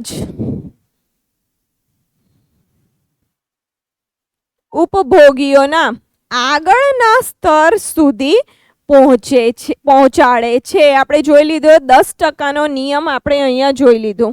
શેની ચર્ચા કરી? 10%નો નિયમની આપણે અહીંયા ચર્ચા કરી ચૂક્યા છે કે ભાઈ કોઈ પણ પોષક સ્તરની વાત કરીએ તો પ્રાથમિક પોષક સ્તરમાંથી દ્વિતીયક પોષક સ્તરમાં કેટલું જાય? ફક્ત અને ફક્ત 10% જ. ઉત્પાદકોમાંથી કેટલું જાય ઉપભોગીઓમાં? ફક્ત અને ફક્ત 10% જ, જે એમણે પોતાની અંદર સંગ્રહ કરી રાખેલો હોય. કેમ કે બાકીની ઉર્જા ક્યાં જાય છે? તો તમે જોઈ શકો છો અહીંયા ડિસિપેટ થઈ જાય છે, હીટના ફોર્મમાં નીકળી જાય છે. કેટલા બધા કાર્યો એ કરે છે, પ્રજનન કરે છે, વૃદ્ધિ પામે છે, કોષની અંદર વધારો થાય છે. કેમ કે વનસ્પતિઓની ચર્ચા કરીએ તો એ પણ નલ્લેથી મોટા થાય ને, છોડ હોય તે પણ વૃક્ષમાં એનું રૂપાંતરણ થાય છે ને, તો એ પણ વધે છે, સંખ્યા, કોષની સંખ્યા વધે છે. તો ભાઈ એને પણ ઉર્જાની જરૂર છે. એ બધી ઉર્જા ક્યાંથી આવે છે? તો જે સૂર્યપ્રકાશની એ ઉપયોગ કરે છે અને એમાંથી જે રાસાયણિક ઉર્જા મેળવે છે તે જ રાસાયણિક ઉર્જાને વૃદ્ધિ માટે, પ્રજનન માટે, કોષ વૃદ્ધિ માટે એ ઉપયોગમાં લે છે. એટલે ફક્ત અને ફક્ત કેટલી બાકી રહી જાય છે? કેટલી ટકા ઉર્જાનો એ સંગ્રહ કરે છે? ફક્ત અને ફક્ત 10% ઉર્જાનો જ સંગ્રહ કરીને બીજા પોષક સ્તરને આપે છે. આગળ વધીએ દીકરાઓ. ઓકે, તો જેમ આપણે જુદા જુદા પોષક સ્તરની વાત કરીએ દીકરાઓ, આ તમને પિરામિડ અહીંયા દેખાય છે. આ પ્રાઇમરી પ્રોડ્યુસર એટલે કે પ્રાથમિક ઉત્પાદકો. આ કોણ થઈ ગયું? પ્રાથમિક ઉત્પાદકો એટલે કે પહેલું પોષક સ્તર થઈ ગયું. આ શું થઈ ગયું? ઉત્પાદકો, પ્રાઇમરી પ્રોડ્યુસર. અહીંયા વનસ્પતિ તમે જોઈ શકો છો કોનો ઉપયોગ કરે છે? અહીંયા આપણે જોઈ શકીએ છીએ સૂર્યપ્રકાશનો એ ઉપયોગ કરે છે અને એમાંથી સૂર્યપ્રકાશનો ઉપયોગ કરીને, સૂર્ય ઉર્જાનો ઉપયોગ કરીને રાસાયણિક ઉર્જામાં એનું રૂપાંતરણ કરે છે. ત્યાર પછી હર્બીવોરસ કે જે વનસ્પતિને ખોરાક તરીકે ઉપયોગમાં લે છે. તો આ થઈ ગયું આપણું પ્રાથમિક ઉપભોગીઓ. ખ્યાલ આવે છે દીકરાઓ? આ ફર્સ્ટ લેવલ કાર્નિવોરસ કન્ઝ્યુમર, કે જે પ્રાણીઓનો ઉપયોગ કરે છે, કેમ કે જે તૃણહારીઓ છે એનો ઉપયોગ કોણ કરે છે આહાર તરીકે? માંસાહારી જે હોય છે એનો ઉપયોગ કરે છે. તો એ અહીંયા થઈ ગયું દ્વિતીયક ઉપભોગીઓ. ખ્યાલ આવે છે દીકરાઓ? પછી આ થઈ ગયું તૃતીયક ઉપભોગીઓ. આ પિરામિડ હોપફુલી તમને સમજાઈ ગયું હશે દીકરાઓ. અને એના જ જેવું આ બીજું પિરામિડ છે જે અહીંયા તમને સજીવો સાથે અહીંયા ડ્રો કરીને તમને સમજાવવામાં આવેલું છે. આઈ હોપ કે તમને ક્લિયર થઈ ગયો હશે દીકરા. પોષક સ્તર વિશે આપણે બધી જ ચર્ચા કરી લીધી. કેટલા પોષક સ્તર આપણને જોવા મળે છે? પ્રાથમિક, દ્વિતીયક, તૃતીયક. એની અંદર પણ પોષક સ્તરની અંદર આપણે ઉત્પાદકોની ચર્ચા કરી અને ઉપભોગીઓની આપણે ચર્ચા કરી. ઉપભોગીઓની જ્યારે આપણે વાત કરીએ, જેમ જેમ પોષક સ્તર વધતા જાય છે તેમ તેમ ઉત્પાદકોની સંખ્યા વધારે હોવી જોઈએ. જો એ સંખ્યા ઓછી હોય અને આહાર શૃંખલા લાંબી હોય તો શું થાય કે જે છેલ્લું પોષક સ્તર છે એને જીવવા માટે, જીવિત રાખવા માટે જેટલી ઉર્જા એને મળવી જોઈએ એ મળે નહીં. અને એ ઉર્જા જો નહીં મળે તો શું થાય? ભાઈ એ જીવિત રહી શકશે નહીં, એનું જીવવું મુશ્કેલીમાં મુકાઈ જશે, કેમ કે એને આહાર મળશે નહીં. એની માટે શું હોવું જોઈએ? બહુ જ બ્રોડ બેઝ હોવો જોઈએ. પિરામિડના બેઝની વાત કરીએ, ઉત્પાદકોની વાત કરીએ તો ઉત્પાદકોની સંખ્યા આપણને વધારે જોઈએ, તો જ એ સ્થાયી આહાર શૃંખલા આપણને જોવા મળશે. દીકરા અહીંયા તમે જોઈ શકો છો હીટ એનર્જી લોસ લખ્યું છે, એટલે ઉર્જા જેટલી પણ સૂર્યપ્રકાશથી પણ જેટલી ઉર્જા મળે છે એના અમુક જ ટકા ઉત્પાદકો ઉપયોગ કરી શકે છે, બાકીનું શું થાય છે? લોસ્ટ થઈ જાય છે. તેવી જ રીતે દરેક પોષક સ્તરની આપણે ચર્ચા કરીએ તો દરેક પોષક સ્તરમાંથી થોડોક ભાગ આપણે જોઈ શકીએ છીએ તો એ હીટ એનર્જી તરીકે, ઉર્જા તરીકે મુક્ત થઈ જાય છે. અહીંયા પણ આપણે જોઈએ દીકરાઓ, આ સાયકલ આપણે જોઈ શકીએ છીએ. તો જેટલા પણ ઉત્પાદકો છે કે ઉપભોગીઓ છે, કોઈ પણ શૃંખલાની આપણે આહાર શૃંખલાની ચર્ચા કરીએ એની અંદર જે તે સજીવોનો સમાવેશ થતો હોય તો છેલ્લે એ બધા ક્યાં જાય છે? ડીકમ્પોઝર. ડીકમ્પોઝર એટલે કે શું? એમાં શેનો સમાવેશ થાય? તો બેક્ટેરિયા, ફૂગનો સમાવેશ થાય છે. કે જ્યારે આ બધા જ પ્રાણીઓ, વનસ્પતિ હોય કે પ્રાણી હોય, જ્યારે એ મૃત્યુ પામે છે તો ત્યારે શું થાય છે? ડીકમ્પોઝર્સ એટલે કે બેક્ટેરિયા, ફૂગ એ શું કરે છે? એનું વિઘટન કરી નાખે છે. ડીકમ્પોઝર્સ એટલે વિઘટકો. વિઘટકો શું કરે? વિઘટન કરી નાખે છે. એની અંદર શું આવે? બેક્ટેરિયા, પછી ફૂગ, એનો સમાવેશ થાય છે વિઘટકોની અંદર, કે જે વિઘટન કરે છે. અને વિઘટન કરીને શું કરે? તો આ બધા સજીવો છે પોતાની અંદર શેનો સમાવેશ કર્યો છે? આપણે દાખલા તરીકે વાત કરીએ પ્રોટીનની, તો પ્રોટીન શેનાથી બને છે? તો એનો મૂળ ઘટક કયો છે? ભાઈ પ્રોટીનની આપણે વાત કરીએ તો નાઇટ્રોજન ખૂબ જ જરૂરી છે. પ્રોટીન બને છે અમીનો એસિડથી, અને અમીનો એસિડની અંદર મુખ્ય શું હોય છે? તો આપણને NH3 અમાઇડ ગ્રુપ ખૂબ જ અગત્યનું છે, તો જ અમીનો એસિડ બને છે. તો નાઇટ્રોજન જે છે, તો તમે જુઓ કે કોઈ પણ સજીવની આપણે ચર્ચા કરીએ, પ્રાણી હોય કે વનસ્પતિ હોય, શેનો સંગ્રહ એણે કરી રાખેલો છે? નાઇટ્રોજનનો સંગ્રહ એણે કરી રાખેલો છે. જ્યારે આપણે શર્કરાની વાત કરીએ તો સૌથી સિમ્પલ શર્કરાની આપણે વાત કરીએ તો એ C6H12O6 એટલે કે ગ્લુકોઝ છે. શેનો સમાવેશ એણે કરી રાખેલો છે? કાર્બન એણે રોકી રાખેલું છે. તો કાર્બન, હાઇડ્રોજન, નાઇટ્રોજન આ બધા જ ઘટકો એણે પોતાની અંદર સંગ્રહ કરી રાખેલા છે. કોણે? કોઈ પણ સજીવની આપણે ચર્ચા કરીએ, પ્રાણી હોય કે વનસ્પતિ હોય, તો જ્યારે એ મૃત્યુ પામે છે ત્યારે આ બધા જ ઘટકો ફરીથી વાતાવરણની અંદર જવા જોઈએ. આપણે આગળ પણ આની ચર્ચા કરી હતી કે કોઈ પણ મહાન હસ્તી હોય કે કોઈ વ્યક્તિ હોય, જ્યારે મૃત્યુ પામે તો શું કહેવામાં આવે? તો આપણને ન્યૂઝમાં એક હેડલાઇન જોવા મળે છે કે આ વ્યક્તિ પંચતત્વમાં વિલીન થઈ ગયું. જ્યારે અંતિમ સંસ્કાર કરે ને, ખાસ કરીને હિન્દુ ધર્મની અંદર અંતિમ સંસ્કાર કરે તો શું કહેવા માંગે? કે પંચતત્વની અંદર વિલીન થઈ ગયો, અથવા તો આપણે એને પછી કોફિનમાં નાખી દઈએ કે પછી કોઈ પણ મૃતકની આપણે વાત કરીએ તો એને આપણે જમીનની અંદર દાટી દઈએ તો બી શું થાય? વિઘટકો, કેમ કે માટીની અંદર શું જોવા મળે? વિઘટકો જોવા મળે, બેક્ટેરિયા, ફૂગ, બધું જ આપણને ત્યાં જોવા મળે. શું કરશે? આ મૃતક શરીરનું વિઘટન કરી નાખશે અને એની અંદરથી કાર્બન, હાઇડ્રોજન, નાઇટ્રોજન આ બધું મુક્ત કરી દેશે અને ફરીથી માટીની અંદર કે પછી વાયુની અંદર ગમે ત્યાં એ જે પણ કાર્બન, હાઇડ્રોજન, નાઇટ્રોજન છે એને મુક્ત કરી નાખશે. રાઈટ? તો એ સંગ્રહ કરીને રાખે છે. કોઈ પણ સજીવની આપણે ચર્ચા કરીએ, પણ જ્યારે એ મૃત્યુ પામે છે તો વિઘટકો શું કરે છે? બેક્ટેરિયા અને ફૂગ શું કરે છે? એને ફરીથી કાર્બન, હાઇડ્રોજન, નાઇટ્રોજન એ મુક્ત કરી દે છે અને ફરીથી એ નિવસન તંત્રની અંદર જતા રહી છે. આગળ વધીએ દીકરાઓ આપણે. સામાન્ય રીતે પ્રત્યેક સજીવ 2 અથવા વધારે પ્રકારના સજીવો આહાર તરીકે ઉપયોગી બને છે. કોઈ પણ સજીવની આપણે ચર્ચા કરીએ, ચાલો આપણે વાત કરી લઈએ વનસ્પતિની ચર્ચા કરીએ.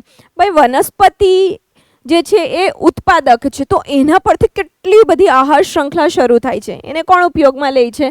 મનુષ્ય ડાયરેક્ટ. સૌથી નાની આહાર શ્રૃંખલા આપણે જોઈએ તો વનસ્પતિની ઉપર કોણ આધાર રાખે છે? કોણ એને આહાર તરીકે ઉપયોગમાં લે છે? તો મનુષ્ય લે છે. રાઈટ?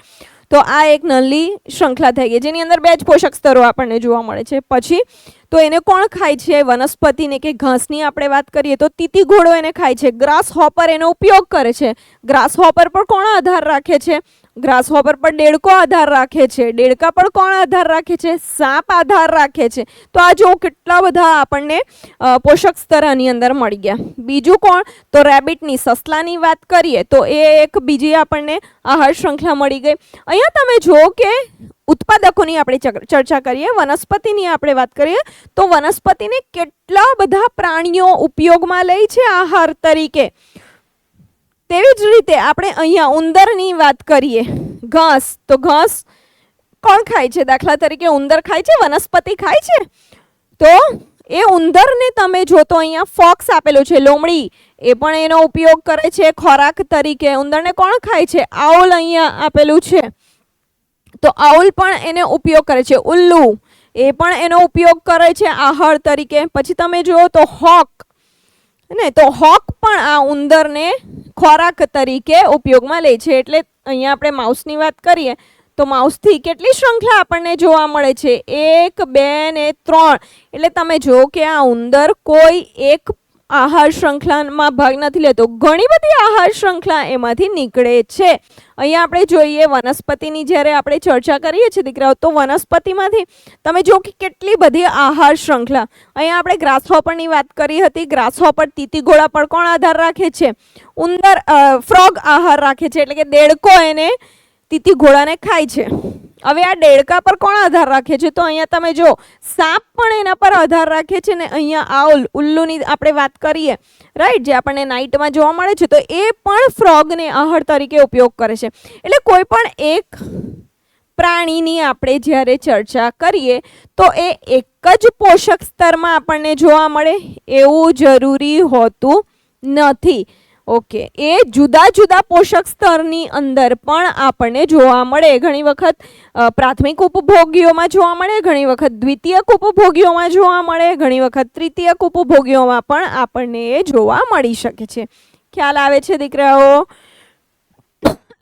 તો કોઈ પણ સજીવની જ્યારે આપણે ચર્ચા કરીએ, એ સજીવ ફક્ત જરૂરી નથી કે આપણને એક જ પોષક સ્તરની અંદર જોવા મળે, જુદા જુદા પોષક સ્તરની અંદર પણ આપણને જોવા મળી શકે છે.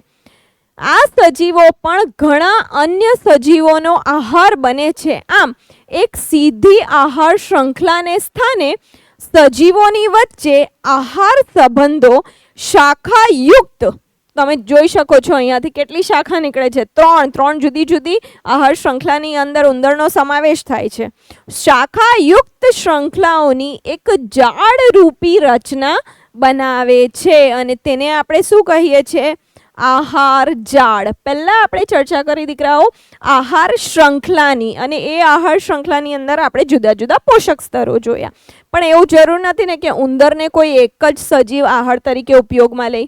હરણની વાત કરીએ તો હરણને કોઈ એક જ સજીવ આહાર તરીકે એના પર આધાર રાખે એવું જરૂરી નથી. એને વાઘ બી ખાય છે, એને સિંહ બી ખાય છે ને. તો ઘણા બધા જે જંગલી પ્રાણીઓ છે જે માંસાહારી છે એ બધા જ હરણને આહાર તરીકે ઉપયોગમાં લે છે. ખ્યાલ આવી ગયો દીકરાઓ? તો એ એક આહાર શૃંખલા નહીં પણ એવી ઘણી બધી શૃંખલા એ ભેગી મળીને આહાર જાળનો નિર્માણ કરે છે. અને આપણે ચર્ચા કરીએ તો આપણને કેટલી બધી આહાર શૃંખલાની અંદર જોવા મળે છે. પહેલી ઘાસ, ઘાસને કોણ ખાય? રેબિટ, ને રેબિટને કોણ ખાય? હોક. આ પહેલી આહાર શૃંખલા થઈ ગઈ. બીજી ઘાસ કે વનસ્પતિ અને ઉંદર ઉપયોગમાં લે છે, અને ઉંદર કોના દ્વારા એ ખાવામાં આવે છે? તો ફોક્સ દ્વારા. આ બીજી થઈ ગઈ. ત્રીજી તમે જુઓ તો ઘાસ દ્વારા માઉસ થઈ ગયું ઉંદર, અને ઉંદરને કોણ ખાય છે? હોક ખાય છે. પછી તમે જો વનસ્પતિ ઘાસને ઉંદરને કોણ ખાય છે? આઉલ ખાય છે. તો આ આપણને ચોથી આહાર શૃંખલા જોવા મળી. પછી અહીંયા તીતીઘોડાને કોણ ખાય છે? ફ્રોગ, અને ફ્રોગને આઉલ ખાય છે. આ પાંચમી આહાર શૃંખલા આપણને જોવા મળી.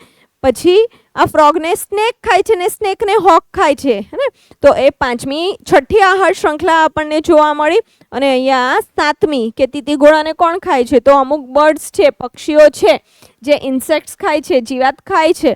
તો એ પક્ષીઓ પણ ગ્રાસ હોપરને, તીતીઘોડાને ખોરાક તરીકે ઉપયોગમાં લે છે. અને બર્ડ્સને કોણ ખાય છે? સ્નેક ખાય છે. તો આ સાતમી આહાર શૃંખલા આપણને જોવા મળી. તો ઘણી બધી આહાર શૃંખલા આપસમાં મળીને, કેમ કે જેમ કીધું તેમ કે એક સજીવ ફક્ત એક જ પોષક સ્તરની અંદર સ્થાન પામતું નથી. એ જ્યારે આપણે આહાર શૃંખલા બદલાય છે તો એનો પોષક સ્તર પણ બદલાઈ શકે છે. અને ઘણી બધી આહાર શૃંખલાઓ મળીને શેનું નિર્માણ કરે છે? આહાર જાળનું નિર્માણ કરે છે. ક્લિયર થઈ ગયું દીકરાઓ?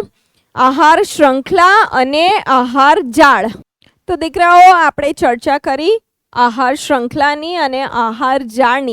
આ બધું જ આપણને કોઈ પણ નિવસન તંત્રની અંદર આહાર શૃંખલા અને આહાર જાળ આપણને જોવા મળે છે. કોઈ પણ આહાર શૃંખલાની આપણે વાત કરીએ તો એ સિંગલ ઓપરેટ થતી નથી. બધી જ શૃંખલાઓ એકબીજા સાથે કંઈક ને કંઈક રીતે જોડાયેલી છે. કેમ કે પ્રાથમિક સ્તરની આપણે વાત કરીએ ઉત્પાદકો પર તો બધા જ સજીવો જેટલા પણ બીજા પ્રાણીઓ છે બધા જ એના પર આધાર રાખે છે. તેવી જ રીતે પ્રાથમિક ઉપભોગીઓની વાત કરીએ તો પ્રાથમિક ઉપભોગીઓને પણ કેટલા બધા દ્વિતીયક ઉપભોગીઓ ખોરાક તરીકે ઉપયોગમાં લે છે. અને એટલા માટે આપણને આહાર જાળ જોવા મળે છે. આગળ વધીએ દીકરાઓ. આ બધું જ આપણને નિવસન તંત્રની અંદર જોવા મળે છે. અને કોઈ પણ એક પોષક સ્તરને જો આપણે નુકસાન પહોંચાડીએ કે કોઈ પણ એક પોષક સ્તરની આપણે વાત કરીએ તો એની અંદરથી આપણે વધારે એ પ્રાણીઓનો ઉપયોગ કરી લઈએ. કેમ કે આપણે તો મનુષ્ય છે, સૌથી ઉપર આવીએ ને, ટોપ પર આવીએ ને, આપણે બધા જ પ્રાણીઓ આપણને કામ લાગે. કઈ ના કામ લાગે એવું તો આપણને હોતું નથી. હે ને? હાથીની વાત કરીએ તો તે પણ કામ લાગી જાય ને. કેવી રીતે? તો ભાઈ મનોરંજન માટે કામ લાગે છે. કેરેલા ગયા હશો તો હાથી પર રાઈડ કરી હશે ને, તેને પણ આપણે ઉપયોગમાં લઈએ છીએ. હાથી દાંત બહુ ફેમસ છે, ગળામાં પહેરીએ છીએ અને ઘણી બધી જગ્યાએ એની જ્વેલરી બનાવીને પહેરીએ છીએ. તો એવી રીતે આપણે આ પ્રાણીઓને ઉપયોગમાં લઈએ છીએ. ચામડાની વસ્તુ બહુ જ ફેમસ હોય છે. ચામડાના શૂઝ, ચામડાના બેલ્ટ, ચામડાના પર્સ. હે ને? તો આ બધું ખૂબ ફેમસ છે. ભાઈ ચામડું ક્યાંથી મળે છે? પ્રાણીમાંથી મળે છે. તો આપણે એને ઉપયોગમાં લઈએ છીએ. એવી રીતે મનુષ્યને બધા જ પ્રાણીઓ કામ લાગે છે. અને જો એનો દુરુપયોગ થાય, ભાઈ સદુપયોગ કરીએ, માપમાં એનો આપણે યુઝ કરીએ તો બરાબર છે, પણ જો દુરુપયોગ કરીએ તો શું થશે? ભાઈ એ કોઈ પણ સજીવની આપણે ચર્ચા કરીએ, કોઈ પણ પ્રાણીની શેનો ભાગ છે? એક આહાર શૃંખલાનો ભાગ છે. અને એ આહાર શૃંખલા તમને જેમ કીધું તેમ કે કોઈ પણ પોષક સ્તરની આપણે વાત કરીએ તો એની સંખ્યા જે છે એ વ્યવસ્થિત હોવી જોઈએ. એ સંખ્યાની અંદર જો ઘટાડો થાય તો શું થશે? બીજા પોષક સ્તરને જે ઉર્જા મળવી જોઈએ એ ઉર્જા મળશે નહીં. અને એ કેવી થઈ જશે? અસ્થાયી થઈ જશે. એક આહાર શૃંખલા ખોળવાઈ જાય, આહાર જાળ ખોળવાઈ જાય તો શું થશે? નિવસન તંત્ર અસ્થાયી થઈ જશે. જે પણ સજીવો એની અંદર છે એ સજીવો જીવિત રહી શકશે નહીં, કે એમનું જીવો એક ક્વેશ્ચન માર્ક બની જશે. તો નિવસન તંત્ર સ્થાયી રાખવા માટે એ બધાની જ સંખ્યા જળવાઈ રહેવી જોઈએ. આગળ વધીએ દીકરાઓ. પણ આપણે મનુષ્ય તરીકે શું કરીએ છીએ? આપણે કોઈ પણ વસ્તુનો ઉપયોગ કરીએ છીએ તો ઓવર યુઝ કરી રહીએ છીએ. એટલો બધો ઉપયોગ આપણે એનો કરી રહીએ છીએ કે બીજું બચતું જ નથી. એની સંખ્યા ઘણી બધી આપણે ઘટાડી કાઢીએ છીએ.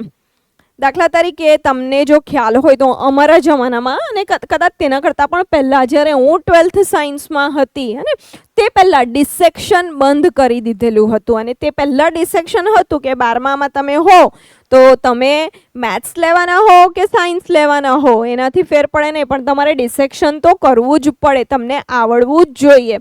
પણ એ ડિસેક્શન, દેડકાનો ડિસેક્શન કરતા હતા, ઉંદરનો ડિસેક્શન કરતા હતા. ખાસ કરીને દેડકાનું ડિસેક્શન કરવામાં આવતું 12th સાયન્સની અંદર, અને પછી બંધ કરાવી દીધું. કેમ બંધ કરાવી દીધું? કે ભાઈ 12th સાયન્સની અંદર તો કેટલા બધા છોકરાઓ તો એટલો બધો ડિસેક્શન કર્યા કરે અને એટલા બધા દેડકાઓને કાપી નાખે, મારી નાખે. શું થાય? આ આહાર શૃંખલાની આપણે વાત કરીએ, શું થાય? સ્થાયી રહે?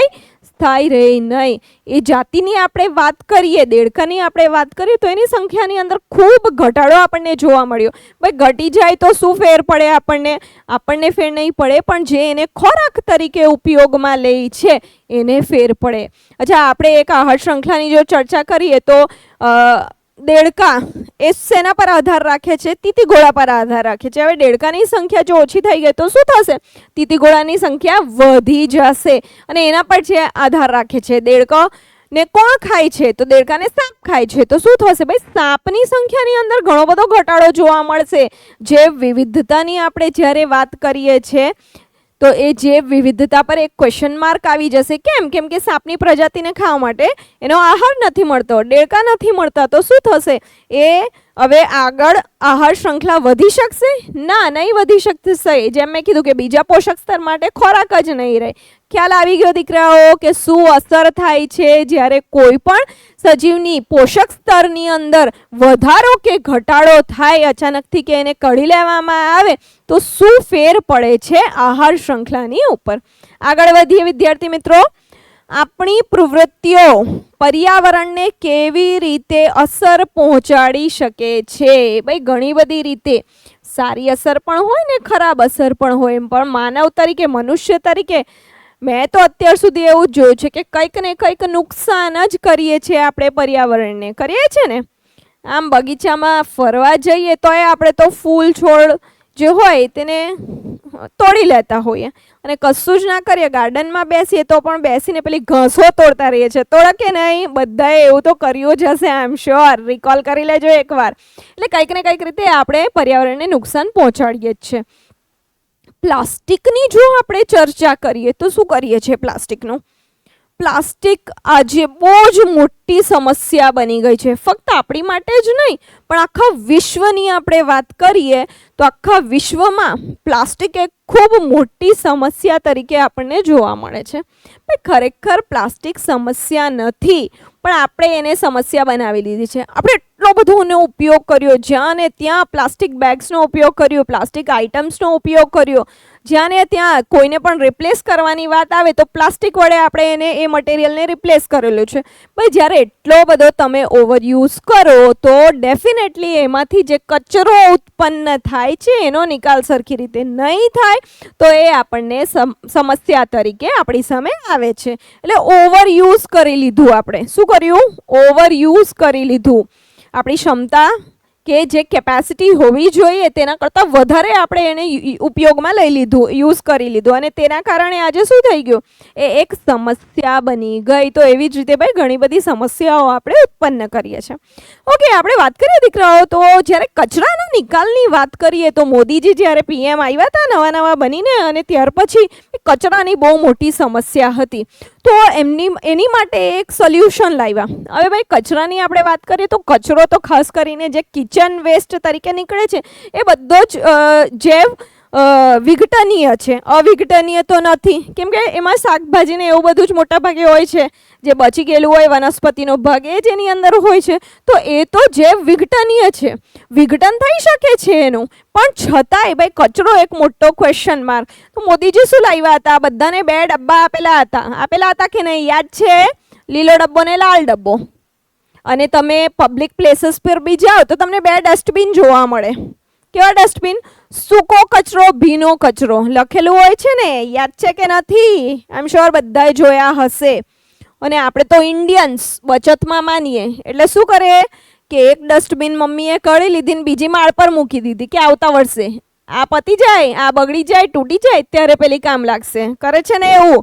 કોણ છે ખરેખર વિચારજો અને કહેજો ભાઈ તમારામાંથી. મને કમેન્ટમાં જરૂર લખી આપજો કે કોણ કોણ છે કે જેના ઘરમાં સૂકો કચરો અને ભીનો કચરો હજુ પણ જુદો રહે છે કોઈ એવો? કમેન્ટમાં જરૂરથી મને બતાવજો. કહેવાનો મતલબ એ છે દીકરાઓ કે કેમ મોદીજીએ આ સ્ટેપ લીધો. કેમ કે કચરાની જ્યારે વાત આવી તો એ કચરાના નિકાલ કરવાની વાત આવી તો આપણે ઘર પર જ્યારે જે જગ્યાએ કચરો ઉત્પન્ન થાય છે, ક્યાં ઉત્પન્ન થાય છે? ભાઈ ઘરમાં ઉત્પન્ન થાય છે, હોસ્પિટલમાં ઉત્પન્ન થાય છે, સરકારી જગ્યાઓ પર ઉત્પન્ન થાય છે. પણ જ્યાં પણ કચરો ઉત્પન્ન થાય છે ત્યાં જે વિઘટનીય છે અને જે અવિઘટનીય છે બેને ભેગો કરી દેવામાં આવે.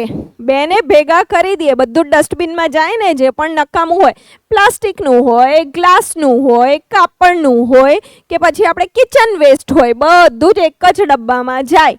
તો જે જગ્યાએ જ્યાંથી ઉત્પન્ન થાય છે ત્યાં જ આપણે એને ભેગું કરી દઈએ છીએ. ભાઈ ત્યાર પછી આપણે એને જો વિઘટન કરવાની વાત કરીએ તો ક્યાંથી વિઘટન થાય? કેમ કે આપણે તો બેને ભેગું કરી દીધું છે અને મોટી સમસ્યા પછી આપણે કચરાને બનાવી દીધી છે. ભાઈ આપણે જ્યારે વડોદરા અમદાવાદ હાઈવે પર ટ્રાવેલ કરતા હશો ને તો વડોદરા જ્યારે આવે છે ને તો જોઈને હાઈવે પરથી ખબર પડી જાય છે મને ત્યાંથી પસાર થાઉં કે ભાઈ આ વડોદરા આવી ગયું. કેવી રીતે ખબર પડે કે હાઈવેની નજીક તમે જુઓ તો ઊંચા ઊંચા ડુંગરો તમને જોવા મળે. ડુંગરો શેના હોય? પર્વત નથી હોતા, પણ પર્વત શેના હોય છે? કચરાના ઢગલાના હોય છે. એટલા ઊંચા કે આપણને પર્વતની જેમ દેખાય છે પણ પર્વત નથી. શું હોય છે? કચરાના ઢગલા હોય છે. કેમ એ કચરાના ઢગલા? કેમ કે હવે આપણે એને પ્રોસેસ કરી શકતા નથી. શું કર્યું આપણે? જૈવ વિઘટનીય અને અવિઘટનીય કચરાને મિક્સ કરી નાખ્યું. એટલે જેનું વિઘટન થઈ શકતું હતું હવે તેનું પણ થશે નહીં. સુરત સિટીની આજુબાજુ તમે જાઓ તો સુરત હાઈવે પર પણ તમે જાઓ તો તમને ઊંચા ઊંચા કચરાના ઢગલા આવી જ રીતે જોવા મળે છે. કેમ કે સિટી છે, મેગા સિટી છે, કેટલો બધો કચરો ઉત્પન્ન કરે છે અને બધો જ એક જ જગ્યાએ ડમ્પ કરીને મૂકી દે છે કેમ કે એનું આગળ પ્રોસેસિંગ થઈ શકતું નથી. સૂકો અને ભીનો કચરાનો કન્સેપ્ટ એ જ હતો કે ભાઈ જે જૈવ વિઘટનીય છે, જે કિચન વેસ્ટ છે એને આપણે વિઘટન એનું કરી શકીએ છીએ બહુ જ સહેલાઈથી, બહુ જ ઓછી ઉર્જામાં. પણ શું કરીએ છીએ? મિક્સ કરી દઈએ છીએ અને ત્યાર પછી જેનું જૈવ વિઘટન થઈ શકે એને પણ આપણે અવિઘટનીય બનાવી દઈએ છીએ. કેમ કે એને એવું વાતાવરણ આપવું પડે છે, એવું પર્યાવરણ આપવું પડે છે કે જેના કારણે એનું વિઘટન ઝડપથી થઈ શકે. પણ તેની જગ્યાએ શું કરીએ છીએ? આપણે મિક્સ કરી દઈએ છીએ. ભાઈ કચરાના નિકાલની વાત કરીએ તો ખૂબ જ મોટી સમસ્યા છે અને એ પર્યાવરણને અસર પહોંચાડે છે. હા, ખૂબ જ નુકસાન પહોંચાડે છે કેમ કે જે જૈવ વિઘટનીય છે એ પણ હવે અવિઘટનીય બની જાય છે. તો ભાઈ જે આપણે કચરાનો ઉત્પાદન કરીએ છીએ અને પછી તેને જુદો રાખતા નથી. સરકાર કહે છે ફ્રીમાં ડસ્ટબિન આપે છે પણ છતાંય આપણે એનો ઉપયોગ કરતા નથી. શું કરીએ છીએ? એને જુદા જુદા નથી રાખતા. એક ડસ્ટબિન આપણે બચાવી રાખીએ છીએ કે પછી તૂટી જાય પછી કામ લાગશે. ખરેખર એની માટે નથી આપી. અને જે પણ ઘરમાં બે ડસ્ટબિન હોય ને મમ્મીએ એક મૂકી દીધી હોય ને તો જરૂરથી યાદથી કહેજો કે આ માટે આપેલી છે, એટલા માટે સૂકો અને ભીનો કચરો આજથી આપણે જુદું કરવાનું છે.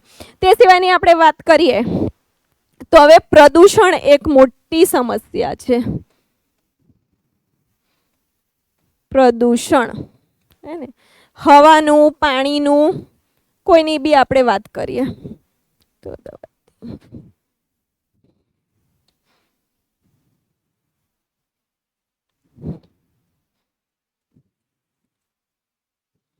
માટી, હવે તો માટી બી આવી ગઈ.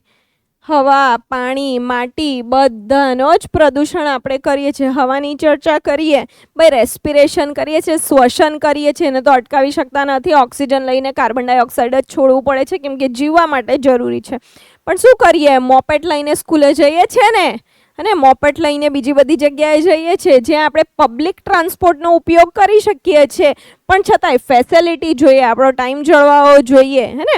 અને તેની માટે શું કરીએ? પ્રાઇવેટ વ્હીકલ્સ વધારે ઉપયોગમાં લઈએ છીએ જેના કારણે શું થાય હવાનું પ્રદૂષણ થાય છે, કેમ કે કાર્બન ડાયોક્સાઇડની માત્રા એની અંદર વધી જાય છે. Carbon dioxide, carbon monoxide, sulphur dioxide, આ બધા જે ગેસીસ છે, જે બધી હવા છે, એ વાયુ છે, એ કેટલા બધા હાનિકારક છે અને એ પ્રદૂષણ કરે છે. તેના કારણે તમે જો તો ગ્લોબલ વોર્મિંગ જેવી સમસ્યા પણ આપણી સામે આવીને ઊભી રહી ગઈ છે કે પૃથ્વીનું જે તાપમાન છે એ પણ વધતું જાય છે.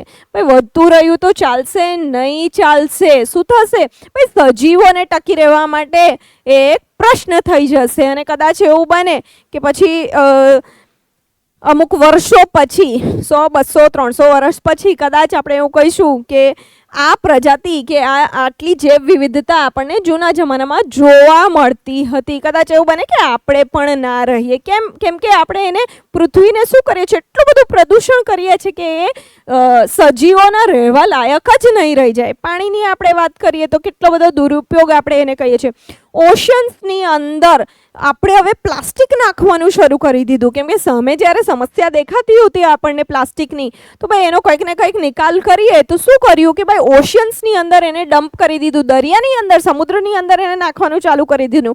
અને આજે આપણે જે એક્વેટિક નિવસનતંત્ર, પાણીની નિવસનતંત્રની આપણે ચર્ચા કરીએ, દરિયાની આપણે વાત કરીએ, તો તેને પણ આજે આપણે નુકસાન પહોંચાડીએ છીએ, કેમ કે એની અંદર જે સજીવો, પાણીમાં જે સજીવો રહે છે, એમને પણ પ્લાસ્ટિકનો સામનો કરવો પડે છે અને કદાચ ડિગ્રેડ થાય કોઈ બીજા ફોર્મમાં, તો એ એમના શરીરની અંદર પણ જઈ શકે છે.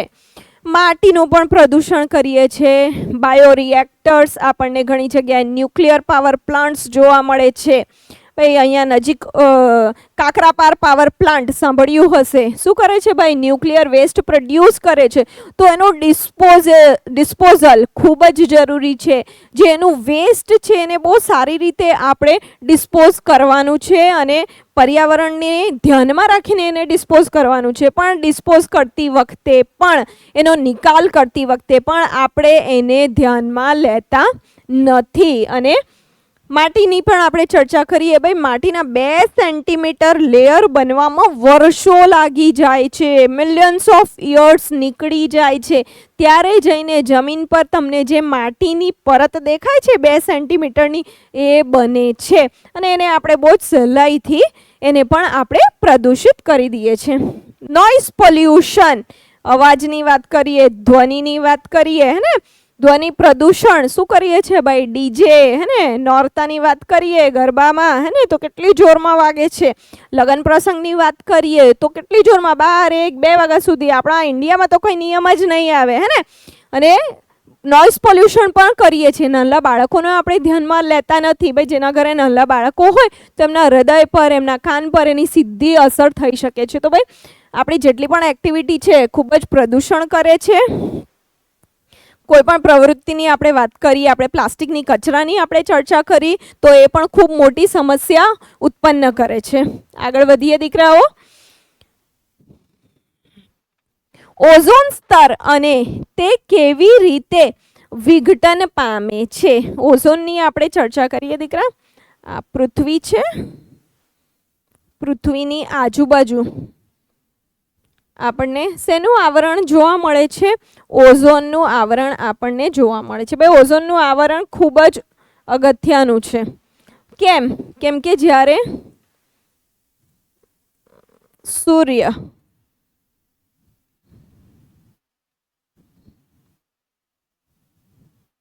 સૂર્યપ્રકાશ જ્યારે પૃથ્વી પર આવે છે, હે ને, તો એની અંદર યુવી લાઇટ કે અલ્ટ્રાવાયોલેટ, હે ને, પારજાંબલી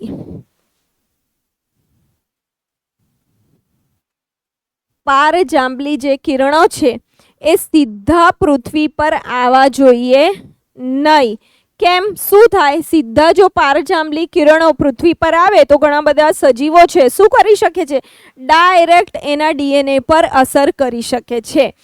ડીએનએની અંદર કંઈક ને કંઈક બદલી શકે છે. ડીએનએની અંદર જે બંધ હોય છે એને તોડી શકે છે. એટલે વિચારો કે ડીએનએની અંદર ફેરફાર થઈ જાય તો કેટલા બધા લક્ષણોની અંદર ફેરફાર થઈ જશે અને કદાચ મૃત્યુ પણ થઈ શકે છે. બીજું, પારજાંબલી કિરણો શું કરે છે? તો કેન્સર જેવા રોગને ઉત્પન્ન કરવા માટે પારજાંબલી કિરણો છે એ જવાબદાર છે. તો સીધે સીધા સૂર્ય ઉર્જામાંથી જે પારજાંબલી કિરણો છે એ પૃથ્વી સુધી પહોંચવા જોઈએ નહીં. એને અટકાવવાનું કામ કોણ કરે છે? એને અટકાવવાનું કામ ઓઝોન કરે છે.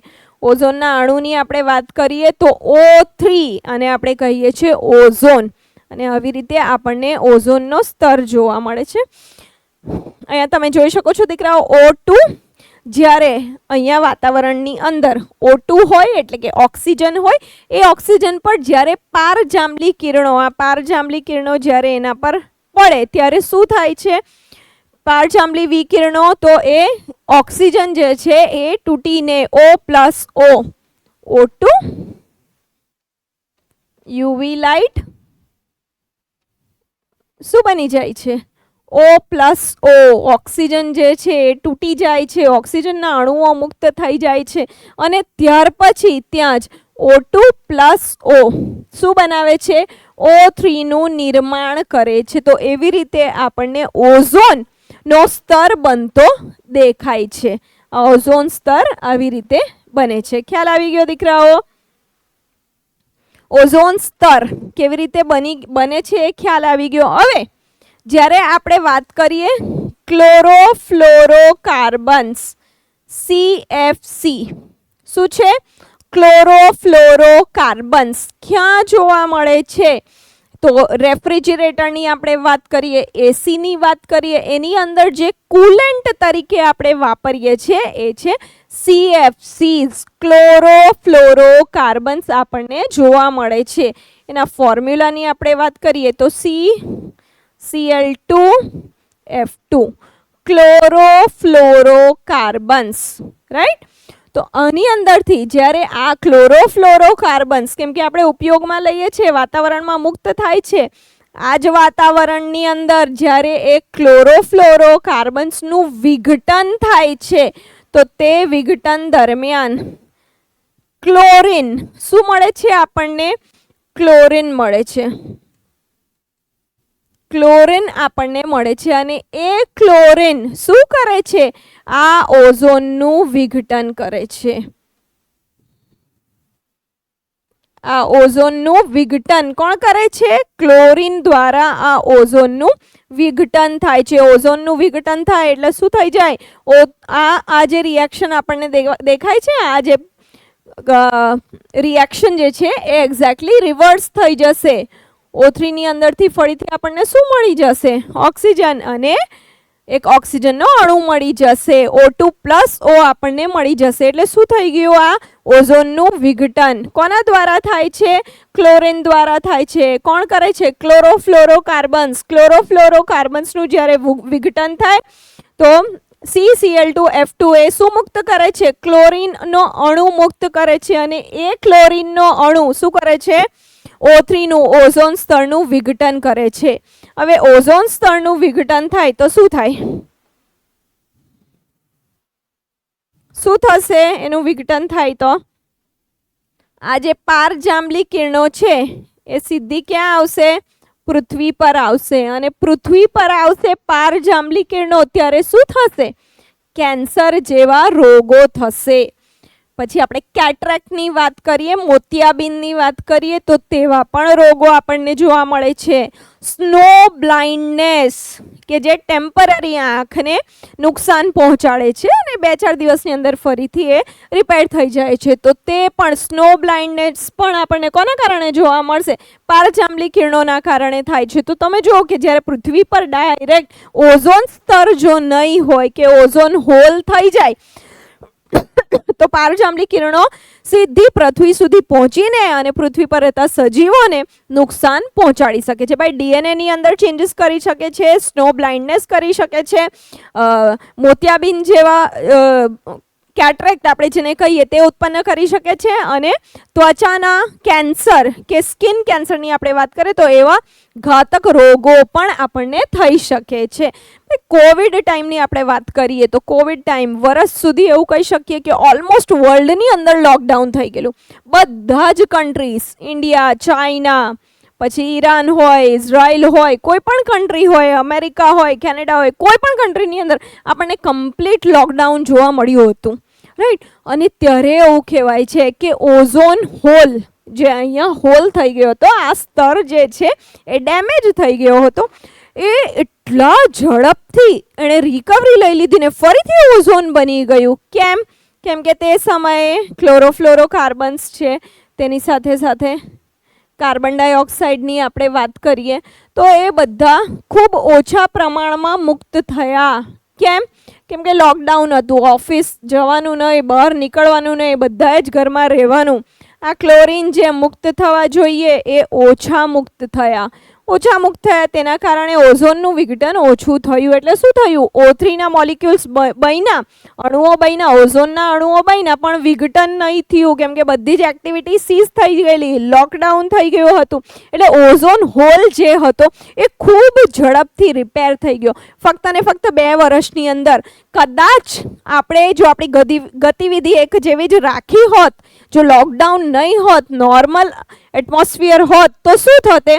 એ ઓઝોન હોલને રિપેર થતા કદાચ મોર દેન 20 years, 20 વર્ષ કરતાં પણ વધારે સમય લાગતે. પણ આપણા લોકડાઉનના લીધે ભાઈ કુદરતનો નિયમ છે, જે બી કરે છે શ્રેષ્ઠ જ કરે છે. તો ભાઈ લોકડાઉન થયું અને તેના કારણે આ જે ઓઝોન હોલ છે એ કેટલા ફક્ત ને ફક્ત 2 વર્ષની અંદર રિપેર થઈ ગયો.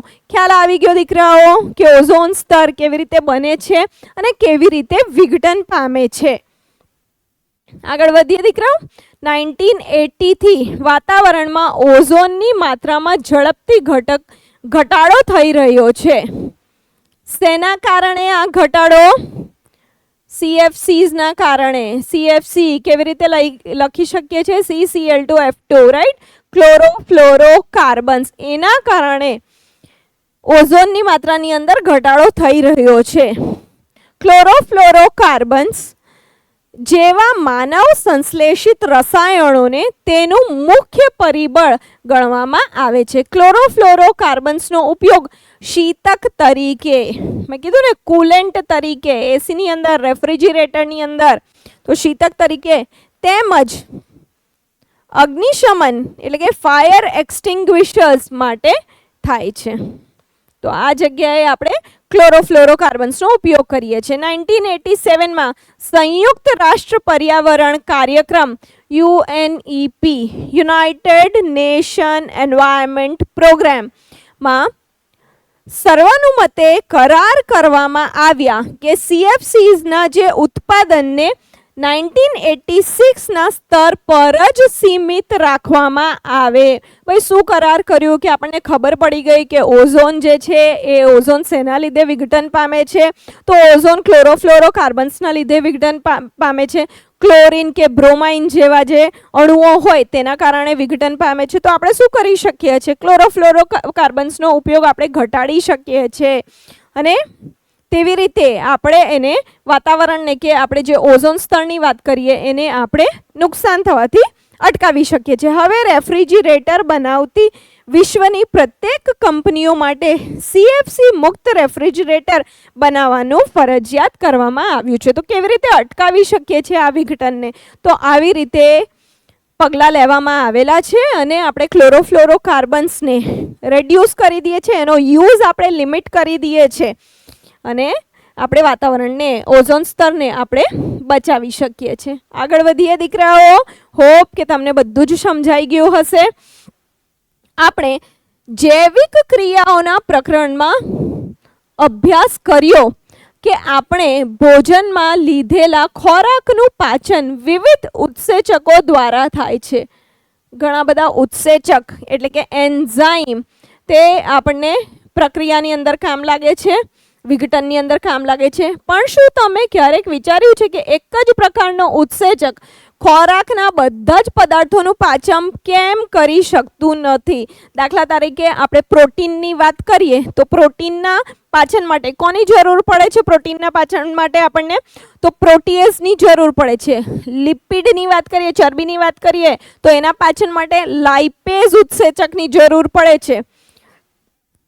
રાઈટ. માલ્ટોઝ એક શર્કરાનું નામ છે, તો માલ્ટોઝના પાચન માટે કોની જરૂર પડે છે? માલ્ટેઝ નામના ઉત્સેચકની જરૂર પડે છે. લેક્ટોઝની વાત કરીએ તો લેક્ટોઝ એક શર્કરા છે, એના પાચન માટે લેક્ટેઝની આપણને જરૂર પડે છે. એટલે જુદા જુદા આપણને ઉત્સેચકની જરૂર પડે છે. ઉત્સેચકો પોતાની ક્રિયામાં ચોક્કસ હોય છે. જ્યારે આપણે ઉત્સેચકની વાત કરીએ તો ઉત્સેચક કેવા હોય છે? પોતાની પ્રક્રિયામાં ચોક્કસ હોય છે. ચાલો તમને એક ઉદાહરણ આપીએ કે આ થઈ ગયો આપણું ઉત્સેચકનો આકાર. ઈ એટલે કે એન્ઝાઇમ, રાઈટ. ઉત્સેચક તો એ ચોક્કસ કેવી રીતે હોઈ શકે છે? પોતાની ક્રિયામાં ચોક્કસ હોય છે. હવે આપણે અહીંયા જોઈએ તો એ કોની સાથે જોડાઈ શકે છે? તો દાખલા તરીકે આ એનો આકાર છે, રાઈટ. તો એ કોની સાથે બંધ બનાવી શકે છે? પ્રક્રિયકની આપણે જ્યારે ચર્ચા કરીએ, ઉત્સેચક શું કરે છે? પ્રક્રિયક સાથે જોડાય છે. તો પ્રક્રિયકનો આકાર ચોક્કસ હોવો જરૂરી છે. આવો આકાર હોય તો જ એ જોડાઈ શકશે. બીજો આકાર હોય તો જોડાઈ શકશે? ગોળ હોય કે લંબચોરસ આકાર હોય તો જોડાઈ શકશે? નહીં જોડાઈ શકે. અને અંતે જે તમને પ્રોડક્ટ મળે છે એ પ્રોડક્ટ કદાચ તમને આવી મળી શકે. ખ્યાલ આવે છે દીકરાઓ? ઉત્સેચક પોતાની ક્રિયામાં ચોક્કસ હોય છે. ભાઈ કેમ? કોઈ પણ પ્રક્રિયાની આપણે વાત કરીએ, કોઈ પણ ક્રિયાની અંદર આપણને કેમ એ ચોક્કસ ઉત્સેચક જોઈએ છે? તો કેમ કે એ ઉત્સેચક જે પદાર્થ સાથે જોડાય છે, જે પ્રક્રિયક સાથે જોડાય છે અને આપણને અંતે જે પ્રોડક્ટ મળે છે, તો એ પ્રક્રિયક કેવું હોવું જોઈએ? એનો આકાર જે છે એ ચોક્કસ હોવો જોઈએ. તો જ આ ક્રિયા થશે, આ પ્રક્રિયા તો જ થશે, આ રિએક્શન તો જ થશે, નહીં તો રિએક્શન થશે નહીં. સમજાઈ ગયું દીકરાઓ કે પોતાની ક્રિયામાં ચોક્કસ હોય છે. કોણ? ઉત્સેચક. ખ્યાલ આવી ગયો? આગળ વધીએ. એટલે કે કોઈ વિશેષ પ્રકારના પદાર્થનું પાચન કે વિઘટન કરવા માટે વિશિષ્ટ ઉત્સેચકની જરૂરિયાત હોય છે. આપણને ચોક્કસ પ્રકારનો જ ઉત્સેચક જોઈશે. એટલે જ કોલસા ખાવાથી આપણને ઉર્જા પ્રાપ્ત થતી નથી. આ કારણે જ પ્લાસ્ટિક જેવા માનવ નિર્મિત ઘણા બધા પદાર્થોનું વિઘટન જીવાણુ કે અન્ય મૃતોપજીવીઓ દ્વારા થઈ શકતું નથી. કેમ કે શું નથી ભાઈ? પ્લાસ્ટિકનું કેમ આપણે પ્લાસ્ટિક એક સમસ્યા કેમ થઈ ગઈ છે? એનું વિઘટન કેમ નથી થતું? કેમ કે એની માટે ઉત્સેચક નથી. કોઈ પણ સજીવ પાસે એવો ઉત્સેચક નથી કે જે એનું વિઘટન કરી શકે. એટલા માટે પ્લાસ્ટિક હવે એક સમસ્યા બની ગઈ છે. આ પદાર્થો પર ભૌતિક ક્રિયા જેવી કે તાપમાન અને દબાણ, ટેમ્પરેચર અને પ્રેશર, તાપમાન અને દબાણની અસર થાય છે. પરંતુ સામાન્ય અવસ્થામાં તેઓ લાંબા સમય સુધી પર્યાવરણમાં અવિઘટિત સ્વરૂપે ટકી રહે છે. ખ્યાલ આવી ગયો દીકરાઓ કે આપણને કોઈ પણ પ્રક્રિયાની વાત કરીએ, આપણને શેની જરૂર પડે છે? વિઘટનની આપણે જો વાત કરીએ તો શેની જરૂર પડે છે? આપણને ઉત્સેચકોની જરૂર પડે છે. અને સજીવો પાસે જો એ ઉત્સેચકો ના હોય તો એનું વિઘટન થઈ શકતું નથી. દાખલા તરીકે પ્લાસ્ટિક. અને પછી એ શું થાય છે? એક સમસ્યા બની જાય છે. કેમ કે એ અવિઘટિત થઈ જાય છે, અવિઘટિત સ્વરૂપમાં આપણને જોવા મળે છે. એટલે એનું વિઘટન નહીં થઈ શકે, એનો નિકાલ નહીં થઈ શકે, આપણે એને વિઘટન નહીં કરી શકીએ, તો એ આપણી માટે એક સમસ્યા બની જાય છે. તો ઉત્સેચકો જે છે, કોઈ પણ પ્રક્રિયાની આપણે વાત કરીએ એની અંદર મુખ્ય ભાગ કોણ ભજવે છે? ઉત્સેચકો મુખ્ય ભાગ ભજવે છે. આગળ વધીએ દીકરા.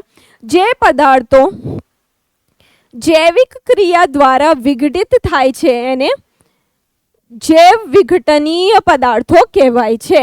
જૈવ વિઘટનીય. કેટલા પણ સજીવોની આપણે વાત કરી લઈએ, વનસ્પતિ હોય કે પ્રાણીઓ હોય, બધા કેવા છે? જૈવ વિઘટનીય છે, રાઈટ. જે પદાર્થો જૈવિક ક્રિયા દ્વારા વિઘટન પામતા નથી તેવા પદાર્થોને જૈવ અવિઘટનીય કહેવાય છે. તો જૈવ અવિઘટનીયની અંદર કોનો સમાવેશ થાય? કાચ કે ગ્લાસ,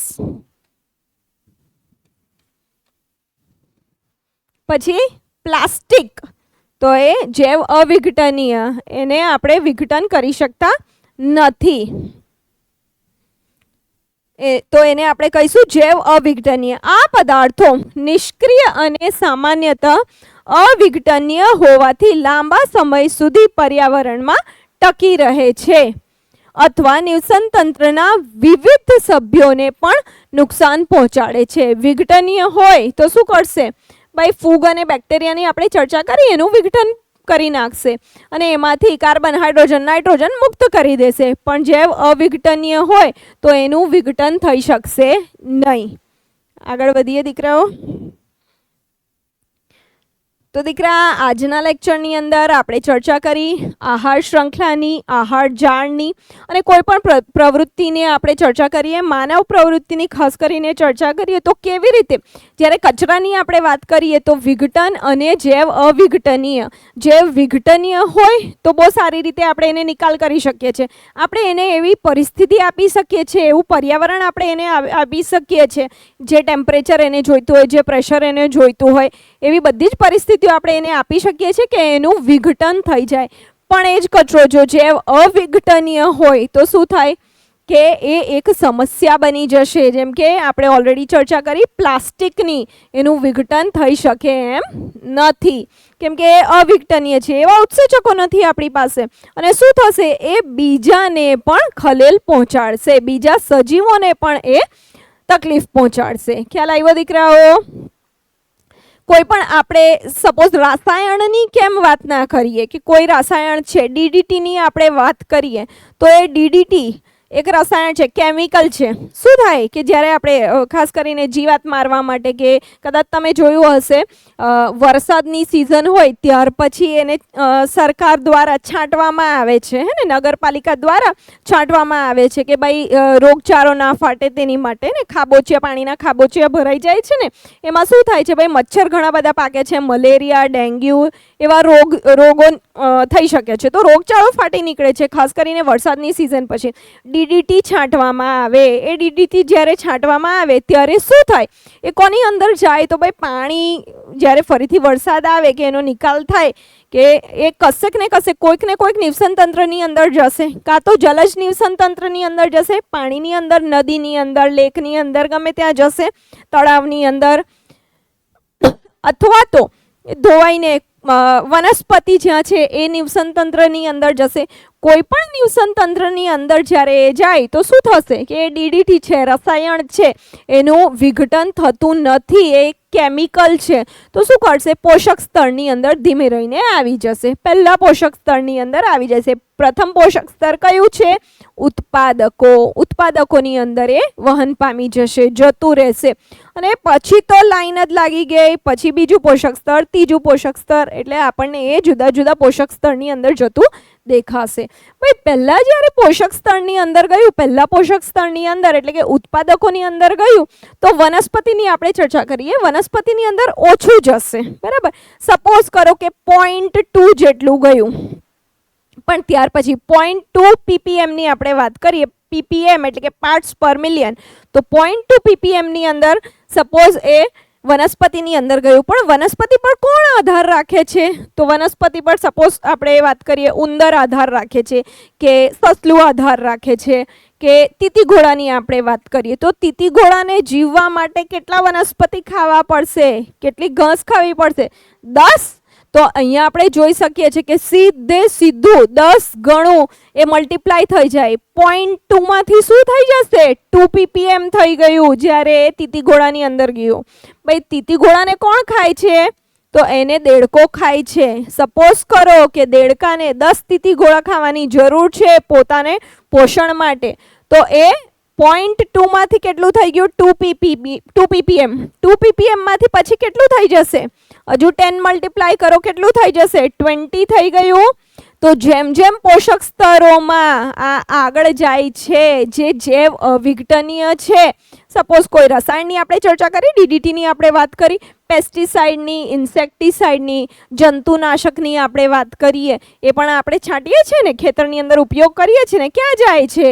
એ પણ કશેક ને કશેક પોષક સ્તરની અંદર જતું રહે છે. કોઈ પણ પોષક સ્તરની અંદર, ઉત્પાદકોની અંદર એ જાય એટલે પછી શું થતું જશે? તમે જુઓ કે એનું વિશાલન થતું જશે, મેગ્નિફાઈ થતું જશે, જેમ જેમ ઉપરના પોષક સ્તરોની અંદર જાય તેમ તેમ. તો આને આપણે જૈવિક વિશાલન કહી શકીએ છીએ. ખ્યાલ આવી ગયો દીકરાઓ? જૈવિક વિશાલન એટલે શું?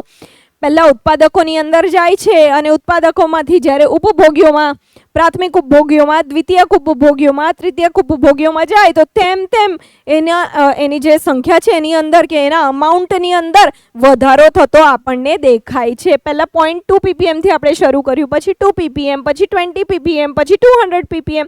તમે જો જેમ જેમ પોષક સ્તરો વધે છે શું થાય છે? જૈવિક સ્તરોની અંદર, પોષક સ્તરોની અંદર, સજીવોની અંદર આનું જે અમાઉન્ટ છે એ વધતું જાય છે. એટલે આપણે એને જૈવિક વિશાલન પણ કરીએ છીએ. ભાઈ કચરાના નિકાલની આપણે ખાસ કરીને વાત કરીએ, જે વિઘટનીય હોય કે અવિઘટનીય હોય. જો અવિઘટનીય હોય તો આપણે શું કરવું જોઈએ? એનો ઉપયોગ ઓછો કરી દેવો જોઈએ. રેડ્યુસ, રીયુઝ, એને ફરીથી રીયુઝ કરવો જોઈએ. રિસાયકલ, આપણે ફરીથી એને ઉપયોગમાં લેવું જોઈએ. રિસાયકલ કરીને પ્લાસ્ટિક્સને ઘણી બધી જગ્યાએ રિસાયકલ કરવામાં આવે છે, રાઈટ. રીપર્પસ એટલે કે એનો હેતુ બદલી નાખીએ, આપણે કઈ બીજા હેતુ માટે આપણે એને ઉપયોગ કરી શકીએ છીએ, તો રીપર્પસ આપણે કરી શકીએ છીએ. આ બધી જ વસ્તુઓ આપણે જે જૈવ અવિઘટનીય છે એના માટે આપણે આનો ઉપયોગ કરી શકીએ છીએ. જે જૈવ વિઘટનીય છે, પણ જેમ આપણે ચર્ચા કરી લેક્ચરની અંદર કે સૌથી પહેલો મુદ્દો શું છે કે આપણે બેને જુદા રાખવાના છે.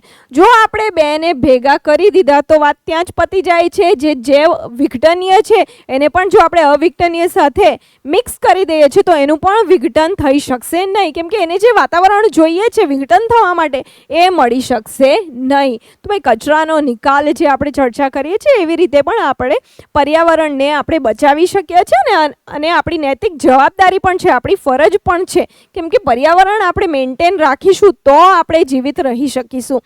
એટલે એ પણ કરવું ખૂબ જ જરૂરી છે.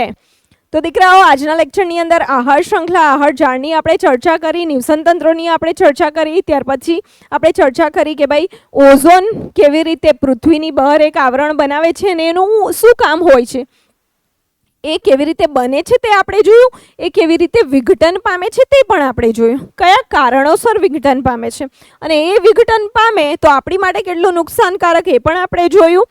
આપણે એને વિઘટન થતાં કેવી રીતે અટકાવી શકીએ છીએ તેની પણ આપણે ચર્ચા કરી દીકરાઓ. અને તે સિવાય આપણે કચરાની વાત કરી તો કેવી રીતે આપણે એને બેમાં વિભાજિત કરી શકીએ છીએ, જૈવ વિઘટનીય અને જૈવ અવિઘટનીય, અને કેવી રીતે આપણે એનો નિકાલ કરી શકીએ છીએ. તો હોપ દીકરાઓ કે તમને બધું જ સમજાઈ ગયું હશે આજના લેક્ચરની અંદર. Okay, with this V and hour chapter.